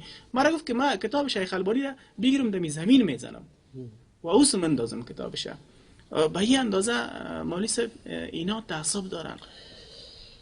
بله اینطور است که همیشه در یک جا در یک منطقه کدام علمایی که شهرت بسزایی دارن پیش مردم، طبعا کتابای از وا خیلی زیاد مورد نظر مردم می باشه و زیاد مطالعه هم میشه و از خوبی های از وا یاد میشه و اینطور یک آدم فکر میکنه که فقط امی علمای برجسته هست، البته دیگه هیچ وجود نداره. اما زمانی که یک کسی بخواه تحقیق بکنه و برای هر مسلمان مناسب است که بسیار تحقیق بیشتری بکنه، الله متعال یک استعداد و یک فکر برای هر انسان داده و انسان منحصر به یک طرف نباشه بلکه جهات مختلف مورد مطالعه خود قرار بده تا بتونه مفاوید زیادی را به دست بیاره. طبعا انسان همونطور است، در کدام جایی که کتابای خاصی موجود می باشه و همون مطالعه را میکنه همون قدر معلومات برش حاصل است. اما یک تعداد کسانی هست که وقتی داخل میشه در مکتبات میبینه که از مختلف علما، اینطور علمایی که یقینا شاهکاری های کردن در خدمت دین که انسان از وصفش عاجز میمانه که چه قسم آدم بیان بکنه. البته این داد الله متعال است به یک تعداد علما. بله الله برای کسی که بخواه میده دیگه. بدون تعصب انسان مناسب است کتابای علما را خوب مطالعه بکنه و از او بهره برداری کنه. این مناسب نیست که من فلان عالم اینطور میکنم یا فلان عالم اینطور میکنم. اول شخصی که میخواد تحقیق بکنه در راه تحقیق باید فریق مخالف مطالعه بکنه که اینجا ما چون این موضوع را در حقیقتش میرسانم.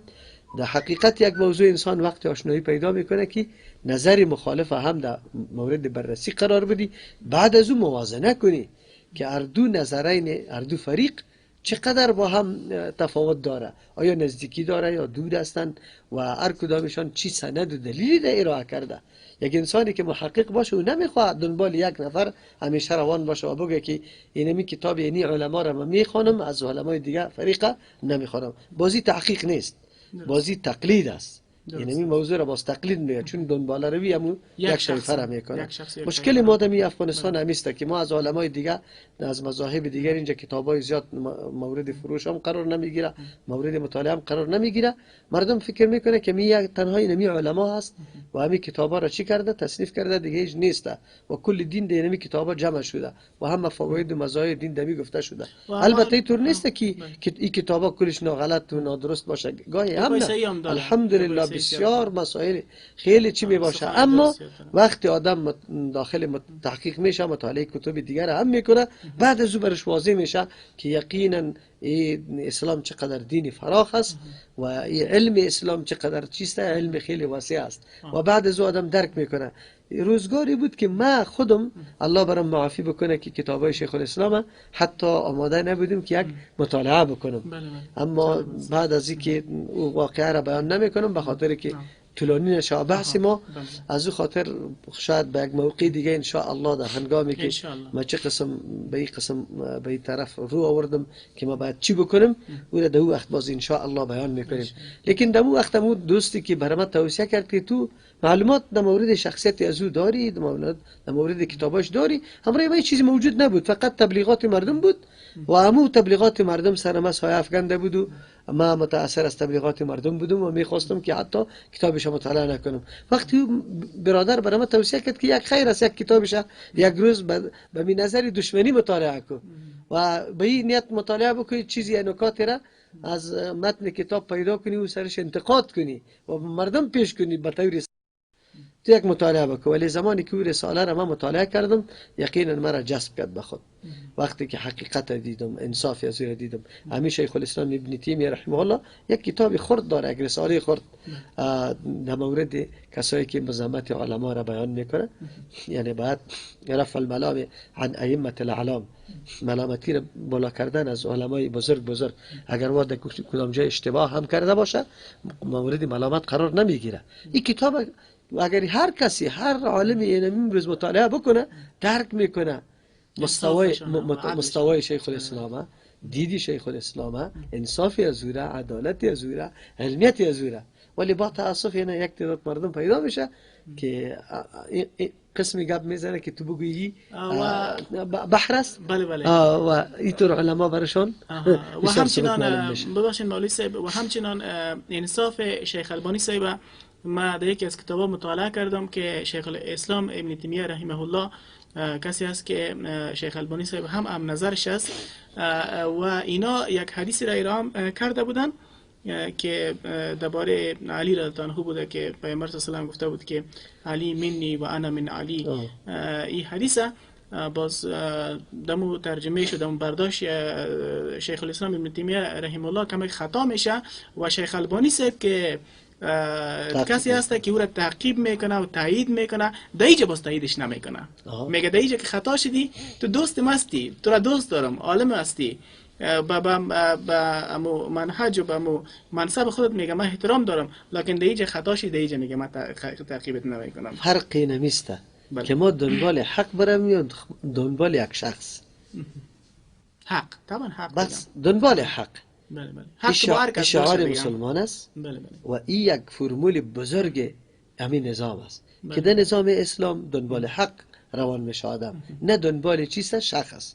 اگر امی کار مثلا دنبال شخص روان می بود هیچگاه ابو یوسف و محمد رحمت الله علیهما دو شاگردی رشیدی امام ابو حنیفه رحمه الله است، هیچگاه مخالفت استاد خود نمیکردن اگر دنبال شخص میرفتن. اما در بعضی مسائل و میبینه که دلایل جانب مقابل امام ابو حنیفه رحمه الله قوی است و سند داره، از او خاطر سخن استاد خدا، قول استاد خدا، مسلک استاد خدا اعلام میکنه و میره و طرف دیگه و مخالفت خود اعلان میکنه.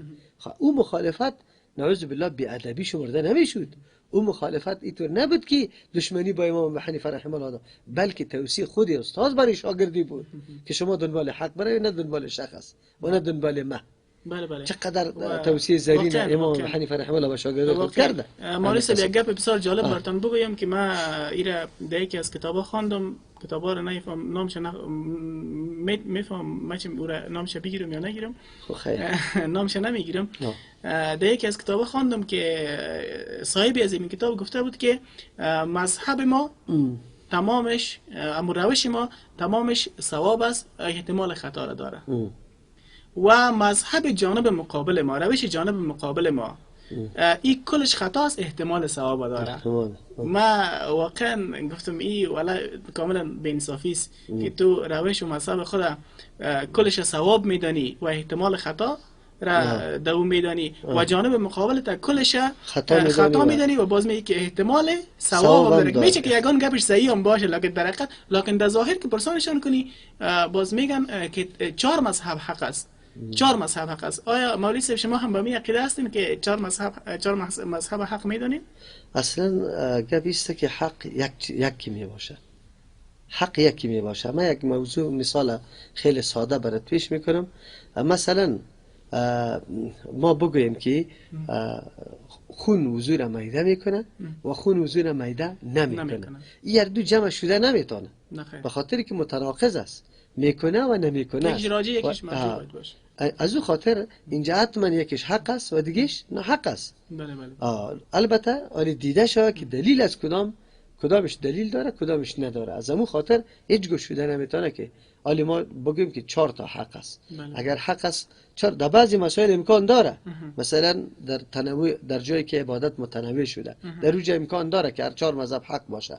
مثلا در مورد بلند کردن دستا اندازه دستا 4 حدیث صحیح ما داریم، تا سینه را، تا شانه را، تا زیر گوشه و تا سر گوش را. صحیح است؟ اگر از 4 مذهب هر مذهب یکی از همین چیره صورت ها را مورد عمل خود قرار داده باشه، باز گفته میتونیم که هر 4 مذهب چی است؟ حق است. اما ما صورت های داریم که جمع نمیشه، تناقض واقع میشه. وقتی که تناقض واقع میشه در اونجا حق یکی میباشه نه متعدد. از او خاطر عالی برای کسی که پیروی از شخص نکنه بلکه پیروی از حق بکنه، برای از او ضرور است که تلاش بکنه دلیله که آیا کسی که گفته که میده میکنم به طور مثال و کسی که میگه میده نمیکنه دلیل کدامش قوی است. عالی بعد هرگاه دلیل قوی برات پیدا شد دنبال از او برو. و این توصیه خود اماما و علما کلشان نمیسته که شما پیروی از چی بکنی؟ حق بکنی، نه از اینکه از شخص بکنی. افسوس است این موضوع بسیار آسان است. یقینا اگر ما از انصاف کار بگیریم و واقعا دنبال حق بگردیم این موضوع بسیار آسان حل میشه. بسیار، یعنی نه تعصب میشه، نه ضد بازی میشه، نه توهین و تعقیر. هر عالم ما که کدام موضوع مسئله را بیان کرده او در جای خود درست است. چرا که پیغمبر ما صلی الله علیه و سلم فرموده که چیسته هر مجتهد خطا میشه و به صواب میرسه. اگر به صواب برسه 2 اجر میبره، اگر خطا شود 1 اجر الله برش میده. پس خطا شدن یک مجتهد مفهوم از این نداره که او رفت خلاص شد هلاک شد تباه شد. نه، او نظر به امو سند و دلیلی که پیش خود داره امو جانب ترجیح داده، در حالی که جانب ترجیح نمی باشه در حقیقت در نفس الامر. چرا؟ به خاطر که برای یک عالم حدیث ضعیف رسیده، به یک عالم حدیث قوی رسیده، هر دو تعارض می باشه، یکیش ضعیف گرفته یکیش قوی را گرفته. در این صورت دیگه تو باید دنبال چی بکنی؟ امو عالمی که حدیث قوی را ارائه کرده همو گپا بگیری. یعنی چقدر خوب است. ولی اینطور شده نمیتونه که در تمام مسائل هر 4 مذهب چی باشه؟ حق باشه. هیچ شده نمیتونه. خب خلاص مفهومی که من گرفتم اگر در یک مسئله هر 4 مذهب حق باشه و پس به هر 4 رأی عمل میشه و این تنوع در عبادت گفته میشه. در عبادت میگن. و اگر تناقض وجود داشته باشه کسی که حق است او با ترازوی قرآن و سنت طول میشه، شناخته میشه. بله بعد از او شناسایی میشه و با حق عمل میشه. یعنی تو شده نمیتونه که 4 گپ هر 4ش حق باشه. از 4 گپ من یکیش حق است دیگه. بسیار خوب. مالی محترم، ما بعض سوالات از پیش ما پرسان میکنم، خدا کنه که باعث آزردگیتون قرار نگیره. ان شاء الله ما بسیار خوش میشیم. الله برای شما اجر بده که ما را موقع دادی و ما را در همچو سوالات وقت میدی، به خاطر که ملت ما بدانن که حقیقت امر چطور است. زنده باشیم موسی. لطفاً یک سوال دیگه مالیسی از شما دارم که از نمی مثلا اعمالی که اهل مذاهب اهل 4 مذهب، چون پیشتر شما گفتین که ما 4 مذهب قبول داریم و تمام علما و تمام اتما از پدرای خود میره شوندیم، اما درسای ابتدایی را که الف ب ت س را که در مسجد میخواندیم و مولا بر ما میگفت که 4 مذهب حق است، این بر ما میگفت. پس شما هم میگه گفتین که 4 مذهب حق است و به حقانیت از مسلمین اتفاق دارن، امت مسلمه اتفاق دارن. حال استاد ما میخوایم که شما یک چند عمل اما تو آشکار و واضحی که ای در این مذاهب 3 گانه هست و مذهبی که ما از او پیروی میکنیم مذهب امام ابو حنیفه رحمت الله علیه در این مذهب نیست، او اعمالی که پنهان است، مثلا دعای استفتاء است سبحانك اللهم، ایرا ما پیش خود میخوانم، یک کس دیگه پیش خود یک رقم میخوانه، یک کس دیگه رقم میخوانه، با حدیث مختلف عمل میشه. ایرا نمیخوایم، چرا که اگر ما ایرا دعای استفتار هر کدامش که بخونم کسی مرا نمیبینه که من چی خواندم پیش خود. اما اعمالی که دیده میشه با چشم و توجه یک شخص دیگر را جلب میکنه، امیر اگر از مذاهب مختلف یک چند تایش برای ما مثال بدین. مثلا شافعی مذهبا آمین به جهر میگه و ما حنفی مذهبا آمین خفیه میگیم.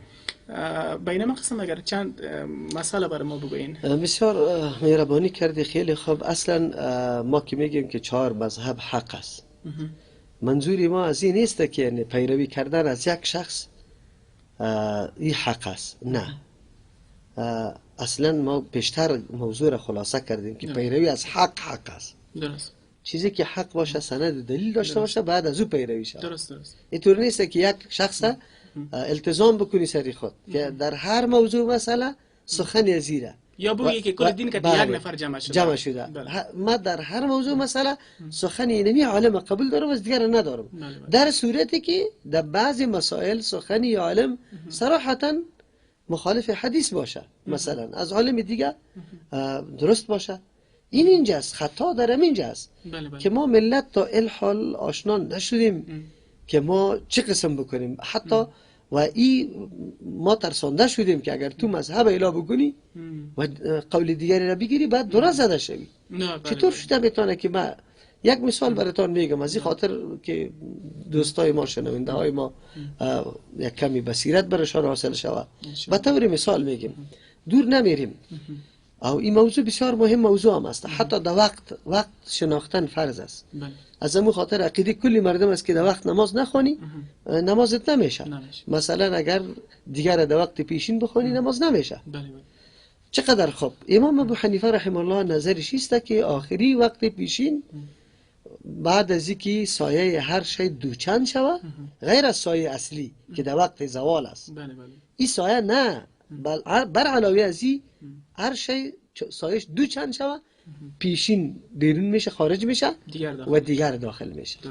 خب لیکن در دیگه مذاهب هم نمیریم، در داخل مذهب امام ابو یوسف و امام محمد رحمهم الله شاگردای اول نمره امام صاحب است و قائل به است که نه، اولی آخری وقت پیشین هرگاه سایه یک شی یک چند شود غیر از سایه اصلی پیشین خلاص میشه و دیگر داخل میشه.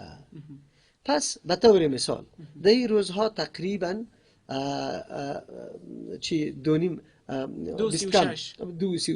20 دقیقه کم 3 مثلا یک آدم نماز خوند در حالی که سایه از یک چند زیاد شد اما دو چند نشده تالیره.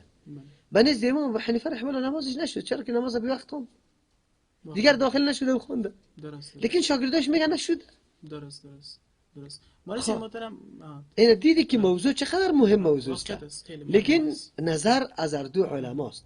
ولی یک سوال اینجا پیدا میشه که امی امام ابو یوسف و امام محمد رحمهم الله هر دویشان چرا امی قول استاد خود محکم نمیگیره و از قول استاد خود دفاع نمیکنه؟ کدام دلیلی که امام صاحب برای وقت بیان کرده که بعد سایه هر شی دوچند شوه اما دلیل محکم بگیره و سر از دو استاد باقی بمونه؟ چرا استادشان هم است و تقوا، دیانت، علمیت همه مسائل استاد برای از او معلوم است، از او معلوم است و بعد به هیچ وجه مخالفت نکنه. لیکن سوال است چرا مخالفت کرد؟ بدیهی گپ است که هر کس میگه به خاطر که برای از یاد دلیلی مخالف قوی معلوم شده، دلیل اونجا اضافه است. چطور شده میتونه؟ مثلا در حدیث میاد که دیگر پیغمبر علیه السلام صحابی میگه که ما یک شتر را چی میکردیم؟ ذبح میکردیم، 10 حصه تقسیم میکردیم، باز یعنی ون میکردیم، باز او را پخته میکردیم میخوردیم، باز هم میرفتیم در عوالی مدینه و آفتاب هنوزم سفید میبود، یعنی به زردیم گرایش پیدا نکرده بود. آیا اگر سایه هر شی دوچند شوه در این سرحد میشه؟ قطعا نمیشه. اینه ببینیم او طرف دلایل خیلی زیاد برای شاگردان معلوم شد، دیدیم که عالم نگیره، پشت عالم نرفتن، پشت حق رفتن. حالا سیدم سوال اصلی اینجا بود که شما از نمی مذاهب چارگانه نمیگیم، چرا که مذهب امام صاحب میگذاریم، دستی مذهب دیگه بعضی سنت های یا مستحباتی که به او عمل میشه و بسیار آشکار است و برای ما جالب است و تا هنوز او را ندیدیم. او را اگر بر ما مثال بتین که یک شما براتون مثال دادم که آمین به جهر گفته میشه. بله اصلا ما سنت هایی که مثلا در مذاهب دیگری هم هست اما در مذهب ما نیست، مثلا مذهب ما نیست. بله. ما در کتب فقه ما ثنا یعنی دعای ثنای دیگری برای ما نگفته، تنها یک سبحانك اللهم را گفته، بالکل به حدیثی صحیح ثابت است، نه ثنا است بالکل. اما پابندی و التزام کردن هم یک دعا ای را لازم دانستن که یک دعا خوانده شد اینا آمده. نه این عملی هست که دیده نمیشه، یک عملی که یک عملی که دیده شود. خیلی خوب. بله عملی که دیده شود مثلا رفع الیدین است. درست. آدم که در رکوع میره بعد دستا را بالا کنه و بعد از اینکه از رکوع در بالا کدام میشه. مذهب است این مولوی صاحب؟ این در 3 مذهب دیگری است. البته در یک قول امام مالک رحمه الله هم نیست، اما دیگه کلشون قائل به یعنی اینه که شافعی رفع مذهب، بله حنبلی مذهب و مالکی مذهب، مالکی مذهب اونا رفع یدین میکنن. بله ما رفع الیدین خب میکنیم. مولوی صاحب سوال دیگه است، وقتی که ایجا یک کسی رفع یدین میکنه چرا برای گفته چرا از سوال نمیشه که برادر محترم آیا تو شافعی استی، آیا تو مالکی استی، آیا تو حنبلی استی، که مستقیما بر از او القاب دیگه داده میشه، مثلا بر از او گفته میشه تو وهابی استی، تو کافر استی. این چی عملی بود که تو انجام دادی؟ چرا مولوی صاحب آیا شما هم همت رو میگین یا نه؟ الله متعال نکنه، اما خو همیشه فضل الله سبحانه و تعالی مسجد ما خیلی مشهور است در کمپنی و روزهای جمعه الحمدلله از دور جاهای دور مردم میاد، خصوصا ام مردمایی میاد که و به مو مذهب خود خیلی پابند هستن. یعنی امرای ما اعمال ما را انجام نمیده، رفع الیدین نمیکنه، دستار سری سینه بسته نمیکنه. یعنی مولوی صاحب شما خودتون هم رفع یدین میکنین؟ ما خودم رفع یدین میکنم. درست. مولوی صاحب شما به کدام مذهب هستین از این 3 مذهب؟ ما خو چون پیشتر گفتیم که ما پیرو حق هستیم، پابند به یکی از علما نیستیم. ما فقط دنبال حق میریم. شده میتونه اون حق یک مرتبه قطعی امام ابو حنیفه رحمه الله باشه و یک مرتبه دیگه با کی باشه، امام مالک رحمه الله، یک مرتبه دیگه با امام شافعی رحمه الله باشه، یک مرتبه دیگه با احمد ابن حنبل رحمه الله. شده میتونه در چارش نباشه، بیرون از در چار باشه. ما دنبال حق میریم. مولوی محترم بسیار یک خوب جای تاسف است که در مورد شما ما از بسیاری از دوستا و برادرها ما اینطور شنیده بودم که شما کسی هستین که بر شاگردایتان اینطور تعلیم میتین که فقط در یک موضوعی که دوجه اکثر علما اجماع کرده باشه و شما فقط دنبال اکثریت میرین و از خود نظر ندارین. کلا و حاشا، این خود جمهوریت است، دنبال اکثریت رفتن. ما ایرا الحمدلله در ترجمه در هر جا رد کردیم. ما دنبال حق میریم ولو که یک نفر عملی کننده، ایج یک نفر هم عملی کننده از این نباشه، فقط حق واضح شوه، سند داشته باشه، ما دنبال از اون میریم. ما اینطور نیستیم که بگیم نه اکثریت است یا علما سرش جمع شده، به چی نداریم. منظوری ما است که هر جای یک موضوع مسئله دلیل داشته باشه ما امور عملی میکنیم.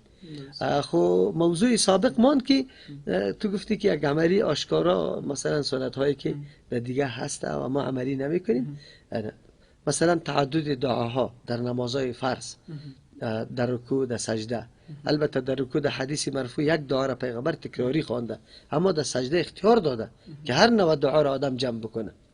مثلا ما محروم هستیم از او. یا دیگه وتر پیغمبر علیه السلام با کیفیت مختلف خوانده، چیزی هست که عملی دیده شده، یک رکعت، 3 رکعت، 5 رکعت، 7 رکعت، 9 رکعت.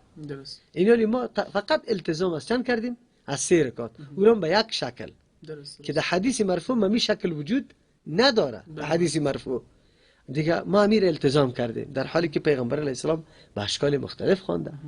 از او خاطر ما تلاش میکنیم که عمل کردهای پیغمبر علیه السلام با اندازه وسع توان خود عملی بکنیم. تشکر مولوی محترم. برنامه بعدی را ان شاء الله چون سوالات ما باقی مانده به دنبال از این برنامه میگیریم. این برنامه ما دوستان میجه به پایان میرسه. در برنامه بعدی ان شاء الله که به دنبال از این برنامه گرفته میشه ما را تعقیب کنین. السلام علیکم و رحمت الله و برکاته. از مرگ مشو غافل، این چرخ زمان آخر بیرون کند از جسمت این روح و روان آخر. از مرگ مشو غافل، این چرخ زمان آخر. بیرون کند از جسمت این روح و روان آخر. از تخت پر از نعمت ناگاه بزیر افتی، بیگانه شود از تو این نام و نشان آخر. دوری بکنند آن دم اولاد و عزیزانت، دوری بکنند آن دم اولاد و عزیزانت. بیزار شوند از تو یاران جهان آخر. بیزار شوند از تو یاران جهان آخر. یک گوشگکی شویند آن کل بودی بی جانت. یک گوشگکی شویند آن کل بودی بی جانت. آماده به تو سازند آبی سر و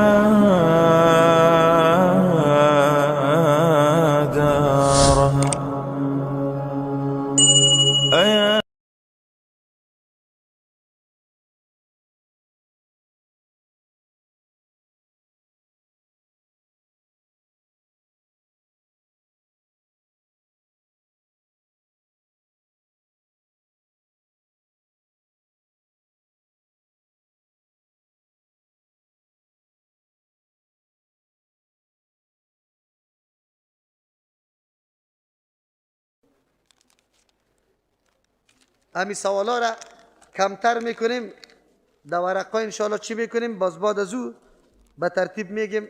شور نخوری خیر ببینی که زود زود بگویم. بعضی خواهران ما هستن که در وقت جواب دادن سوالات غال مغال میکنه و به سرعت به طرف موتر بیرون میشود و از آوردن اطفال لخوردم بدون عذر خودداری کنن که سبب اخلال میشود. خب مشوره بود خواهرای ما. مدین روز گفتم که سبب آزار و اذیت کسی نشوه، کوشش بکنه که فرصت بدیم برای فهم دین برای دیگران. شما همیشه حنفی را بد میگوید. چرا؟ الله نکنه که ما حنفی را بد بگوییم. شما برداشت نادرست داری. ما حنفی را بد نمیگیم. کدام حنفی را؟ حنفی او کسی را ما بد میگیم که با سنت رسول الله ضد داره و او اصلا حنفی نیست. چرا که حنفی اصیل گاهی با سنت ضدیت نداره. چرا حنفی اصیل پیروی یا مقلد امام ابو حنیفه رحمه الله است و او میگه که اذا صح الحدیث فهو مذهبی. آیا این حلقه تفسیر قرآن کریم است یا پروسه سلفی سازی؟ تو بگو که سلفی سازی چی معنا داره و پروسه حلقه قرآن کریم چی معنا داره. ان شاء الله اردوش لازم و ملزوم است. سلفی معنا به قرآن و حدیث چنگ زدن. ما امیره میگیم این مذهب میگه 12 سال قدامت داره. صحیح است خیر. همینجا که بودایسم است وام بگوید که ما 2000 سال قدامت داریم اگر گپ در قدامت داشته باشه. و خود امام رحمه الله از جمله تابعین است. اگر این قسم حنفی ها مشرک است چرا شاگردای شما در درسای روزانه مولوی عبدالسلام عابد می آیند و پشت آن نماز می خوانند؟ ما خب پشت عبدالسلام عابد تو کلان عالم است. او خب بسیار گپای خوب میزنه، بدعت رد میکنه، شرک رد میکنه. این جدا مسئله است که مقلد است. ما پشت ازور نه، پشت هر عالم اقتدار جایز میدانیم به شرطی که بدعت عقیدوی نداشته باشه، کفری نداشته باشه. ما در این مورد بد نمیگیم این گپاره. و مشرک خو نیست. ما گفتیم بله مشرک وقتی میشه نعوذ بالله که یکی از اسباب شرک دو پیدا شود. اسباب شرک کدام است؟ اگر امام ابو حنیفه رحمه الله را به مثل پیغمبر بدانه، گپی از او را به مثل گپ پیغمبر بدانه، باز میگم که پشت سرش نماز نخوان، به خاطر که رسول الله است. این یک عالم دین است، مجتهد است. میگه داری خو دعا کرده برای ما، الله برشان اجر بده. خانمی هستم که همیشه مریض هستم و من معده درد هستم، خو روزه هم گرفته نمیتونم، بسیار با مشکل روزه میگیرم، راهنمایی بکنید. اگر خیلی تکلیف سر دامت، الله برات اجازه داده. مریضی که خیلی سختی سرش بیا، الله او را اجازه داده که بخوره، خو لیکن قضا بیاره. اگر کمکی سختی سر انسان میا، ای را باید تحمل شود که فضیلتی ما را بگیری و آینده خو بی از او قضا سرت است. در مطلق تکلیف انسان باید روزه را نخوره. او مریضی که باز تو روزه را گرفتن نمیتونی، اونو مریضی اجازه میده برای انسان که آدم بخوره. عمرم 70 سال رسیده، از سن 10 سالگی تا این روزه نماز میخوانم، لیکن تا اکنون به من گفته نشده، رفع الیدین نکردم. آیا از جمله گمراهانم؟ چرا به من گفته نشده و شما با سند صحیح به من ارائه نماید؟ نه خیر. هر عامی ما، آدم عوام ما که از ملا صاحب سوال کرده، مطابق گفته ملا صاحب عمل کرده، ولو که عمل خطا باشه، الله برش اجر داده. به خاطر که اینمی عامی از ملا به این خاطر سوال کرده که از قرآن و حدیث برم جواب داده.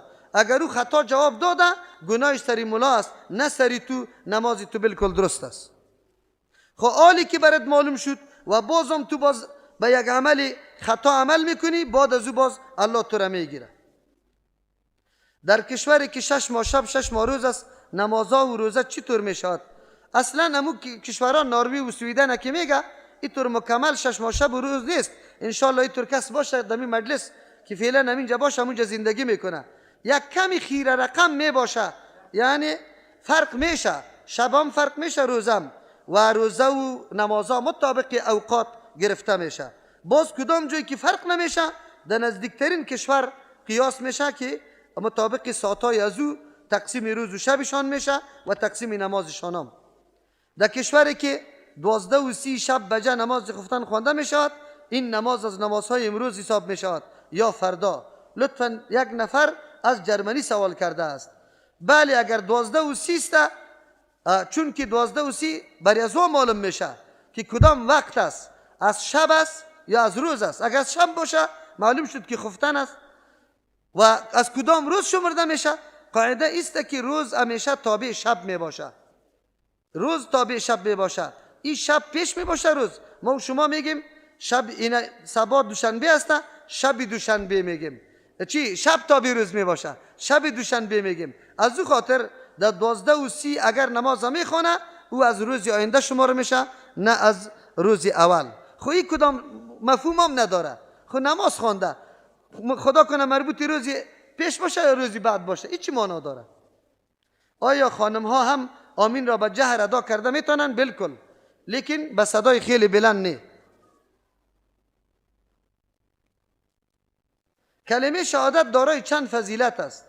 ماشاءالله کلمه شهادت همین فضیلتش بس است که من قال من قال لا اله الا الله دخل الجنه. خاصیت و اثری را که الله در این کلمه گذاشته امی است، تا که مانع و مشکل پیدا نشوه، دیگه عوارض پیدا نشوه، کسی را بخونه حتما در جنت داخل میشه. درباره استاد شدن برای معلومات بدید. در مکتب در مقابل استادان، استاد شدن که ولار سید میگه درست نیست. چرا که پیغمبر علیه السلام میفرما من احب ان یتمثل له رجالا قیاما فلیتبوأ مقعده من النار. کسی که خوش داره که مردم برش استاد شوه، شکل استاد شدن برش اختیار کنن، جای خود در آتش در جهنم تیار کنه. آیا خوردن گوشت کبوتر جایز است؟ بالکل جایز است. اگر بخوایم یک کافر را به اسلام بیاوریم، چگونه به اسلام بیاوریم؟ با کدام روش؟ کافر به اسلام آوردن پیش کردن خوبی های اسلام است، دلایل منطقی که عقل از او را بپذیره. به اون سیستم تو به اسلام دعوت میدی، برش میگی. اول از این مثلا پرسان میکنی که آیا ما در دنیا آمدیم کسی داریم که ما را پیدا کرده یا نه، هدف داریم برای زندگی یا نه. 3 نکته را باید هر کس بدانه که از این کار کردن نمیتونه. از یک جای آمدیم در یک طرف روان هستیم و برای یک مقصد آمدیم. ایره نه کافر امکان میتونه نه مسلمان. بعد از اینکه قطع پذیرفتی سه چیزه، بعد از او مورد سوال قرار بده که از کجا آمدیم و برای چی آمدیم و کدام طرف روان هستیم. مقصد از این آیه چیست؟ اعوذ بالله من الشیطان الرجیم و من الناس من یشتری لهو الحدیث لیضل عن سبیل الله بغیر علم و یتخذها هزوا اولئک لهم عذاب مهین. اصل حدیث است که مردمان نعوذ بالله سخنای بیهوده را، چیزای نعوذ بالله که مردم مصروف میسازه از قرآن و حدیث دروگردان میکنه، چی او ساز و سرود باشه، لهو و لعب باشه، مذاقا باشه، خنده بازارا باشه و از رای الله مردم میکشه. اینجا ترجمه قرآن شروع است و اونجا میره ساز و سرود شروع میکنه، کار دیگر شروع میکنه و سند و دلیل هم در اون مورد نداره. این مطلب آیت است. یعنی در مقابل دعوت دین الله دعوت چی؟ امور باطل. درباره حقوق پدر و مادر صحبت نمایه. ماشاءالله پدر و مادر آمده رایست، انشاءالله در ترجمه چند روز بعد آمده رایست، انشاءالله براتان میگیم. میگه چی چیزا حفظیزه ما قوی شده، چی چیزا ترک کنم، بس گناه را ترک کن انشاءالله حفظیت بسیار قوی میشه. از الله متعال دعا طلب بکن. زردی با چی معالجه میشه؟ بعضی ها میگوید که با 7 بار خواندن سوره فاتحه بند میشود. آیا حقیقت دارد؟ 7 بارش نمیفهم. خود سوره فاتحه نام شفاست در حدیث. سری هر مرض چی زردی باشه یا غیر زردی تلاوت شود انشاءالله الله شفا میده. اگر ما در حق کسی که خودش زنده باشد قرآن کریم تلاوت کنیم یا روزی نفلی بگیریم قبول میشود؟ نه خیر. این عبادات بدنی است، به کسی نمیشه. دعا برش میتونی خلاص. آدرس دقیق مسجدتان کجاست؟ تا از بعضی از نمازهای جمعه اشتراک کنیم. کمپنی دمی بازار در چوک نارسیده دستی راست 4D بزنس سنتر است، پشت سرش مسجد است. درس هایی که این چند روز ثبت شده میتوانیم ویدیوی تصویری آن را به دست بیاریم. بالکل انشاءالله دستور داده شده، انشاءالله فردین براتان میاره. سوره فاتحه را مکمل جور میکنه. ممری کارت را از کجا به دست بیاریم؟ ممری کارت ها اونجا امرای عبدالرحمن است، اونجا بیرون می باشه، میتونه خودتانم بخری به دوستایتانم روان کنی انشاءالله که سبب هدایت کلگی شود. او قیمتش خیلی کم است انشاءالله، توسط خیلی قیمت کم شاید یک اجر خیلی بزرگ آدم کمایی کرده بتانه. نماز شکرانه در چی وقت خوانده میشود؟ وقتی که یک نعمت الله برات آمد تو میتونی که نماز شکرانه بخوانی 2 رکعت نفل. چرا که یک صحابی او 3 صحابی که توبهش قبول نشده بود و یکیش کعب ابن مالک رضی الله عنه باز نماز شکرانه خواند. اگر در نماز در قیام در تلاوت کدام سوره سجده بیاد چی طور کنیم؟ سجده تلاوت که آمد الله اکبر زود برو سجده تبکو، پس برو در قیام دستات شو ادامه بدی تلاوتی تا. آیا سجده کنیم یا با قیام خود ادامه؟ نه سجده کو. سجده را که خلاص کردی آتیشه تو سجده کو، پس بخیز ادامه بدی.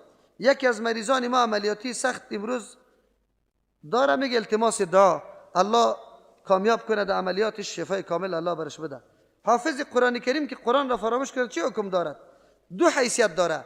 اگر بنابر بازیگوشی و غفلت و بی التفاتی را چی کرده باشه سخت گناه در حدیث برش آمده. اگر نه که این کوشش خود کرده لیکن از پیش فراموش شده هیچ گناهی نیست، الله نمیگیرش. چرا که از خودی پیغمبر علیه السلام هم بعضی چیزا را الله فراموش میکرد. دیدن سریال های اسلامی مانند یوسف علیه السلام، مریم مقدس و عمر رضی الله عنه درست است. تنها از عمر رضی الله عنه یک چیزی گمان میکنم خیر درش است و او قدر چی هم نیست. بهتر است که فیلم ها او قدر تاثیرات نداره، چرا که اصل حقیقت دیگه قسم شاید وانمود کنه. مثلا از زلیخا تعبیر به اینطور یک زنی فاحشه میشه، یا از عمر رضی الله عنه شاید اینطور شخصی نباشه که هو به هو امو کردار ادا کرده بتونه. و همیشه در ذهن اطفال ما با زمین تصویرها میاد زمانی که در کتابا میخوانه. کسی که آبروی خود را میچیند جزای او چیست؟ رسول الله میگه که الله لعنت سرش گفته، او لعنت بدترین انجام یک انسان است که از رحمت الله آدم محروم میشه.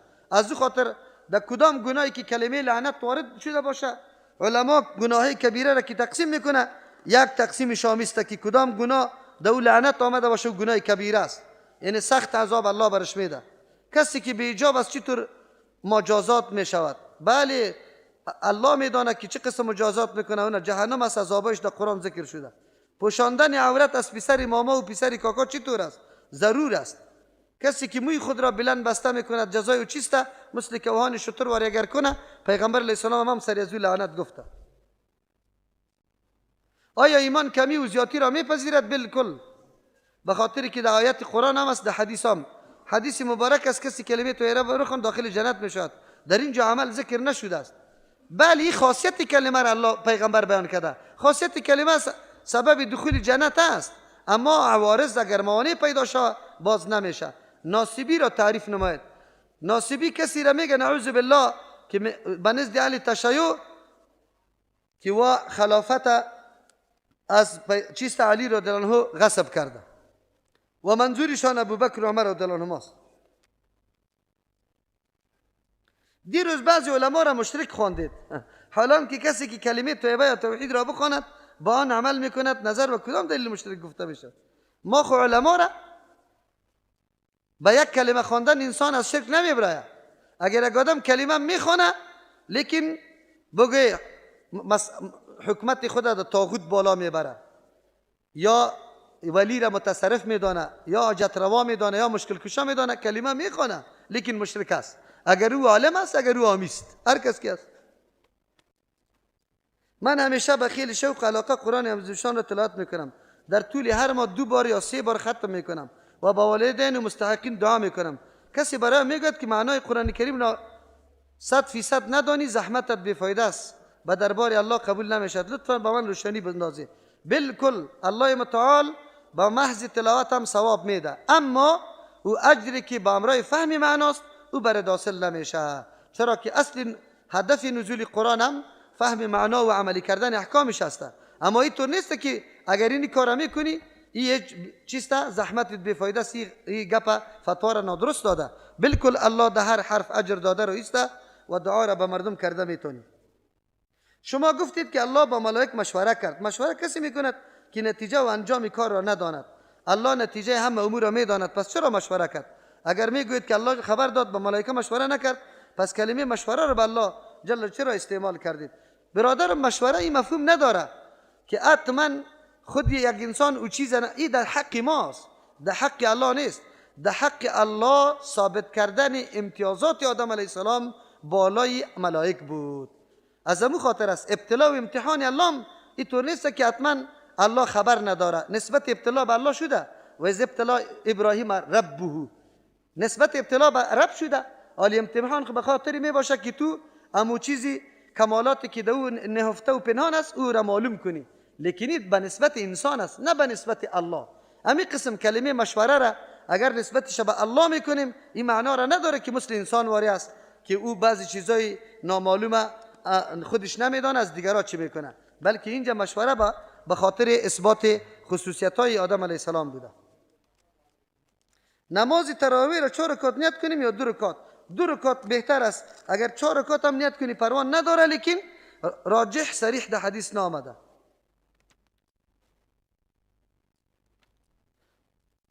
آیا بر تمام احادیث و سنت های پیامبر اکرم صلی الله علیه و به طریقه اکمل عمل کردن ممکن است؟ چنان که شما علمای سلف ادعا دارید که ما بر تمام اقوال و سنت های رسول الله عمل میکنیم و اگر به تمام احادیث و سنت رسول الله صلی الله علیه و عمل کردن ممکن است، پس چرا شما بر حدیث ترک رفع الیدین و بر حدیث وضع الیدین فوق السره عامل نیستید؟ و اگر ممکن نیست پس چرا شما بر رد قول مذاهب اربعه می باشید، در حالی که شما اعتراف بر این دارید که امام ابو حنیفه رحمه الله قول کرده که هر قول من موافق حدیث نباشد بر دیوار بزنید؟ پس دانسته شد که ترک رفع الیدین و وضع الیدین فوق السره نیست سنت می باشد.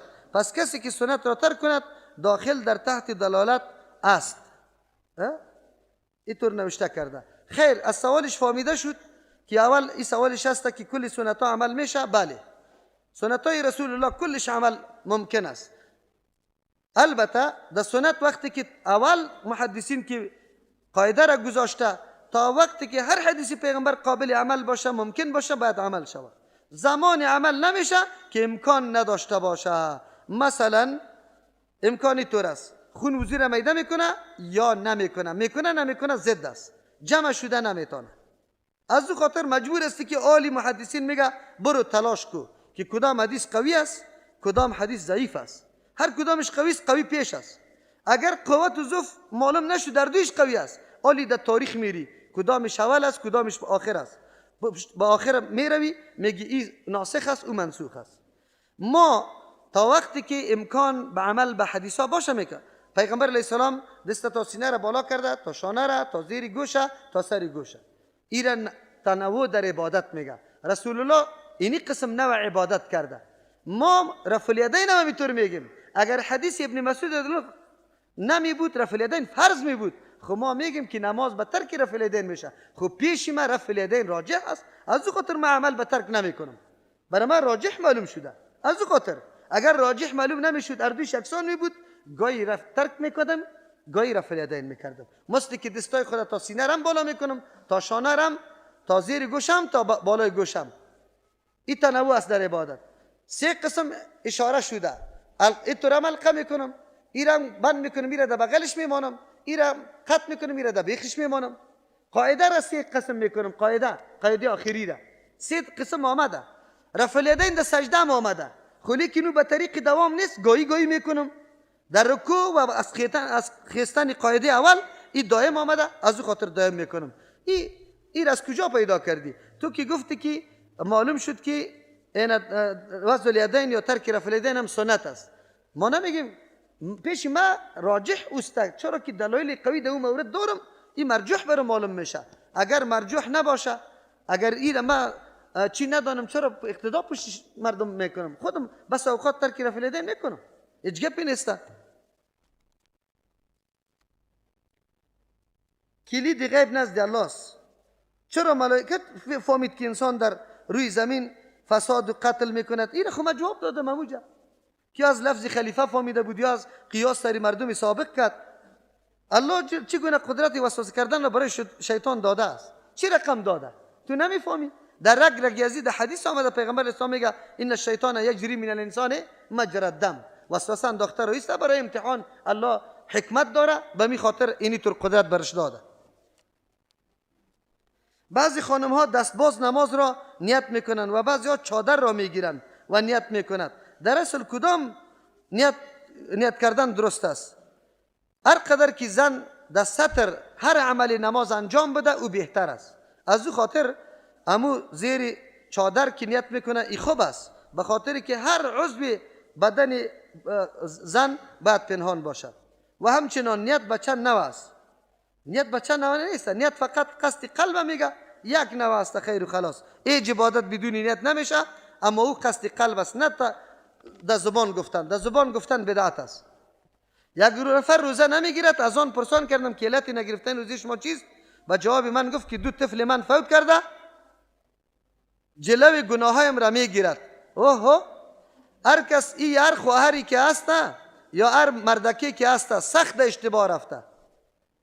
یادتان باشه شفاعت در روز قیامت به کسی میشه که او در عبادت خود کوشیده، عقیده صحیح داره، او را الله بر شفاعت میکنه. اگر توی طور باشی بازوی شفاعت هم برات نمیکنه. تو در خطا رفته، تو کوشش تبکو، بعد از او و بر در روز قیامت شفاعت میکنه ان شاء الله. خویی طور نه که کل ذمه‌واری را او در ذمه خود گرفته، تو را در جنت میبره.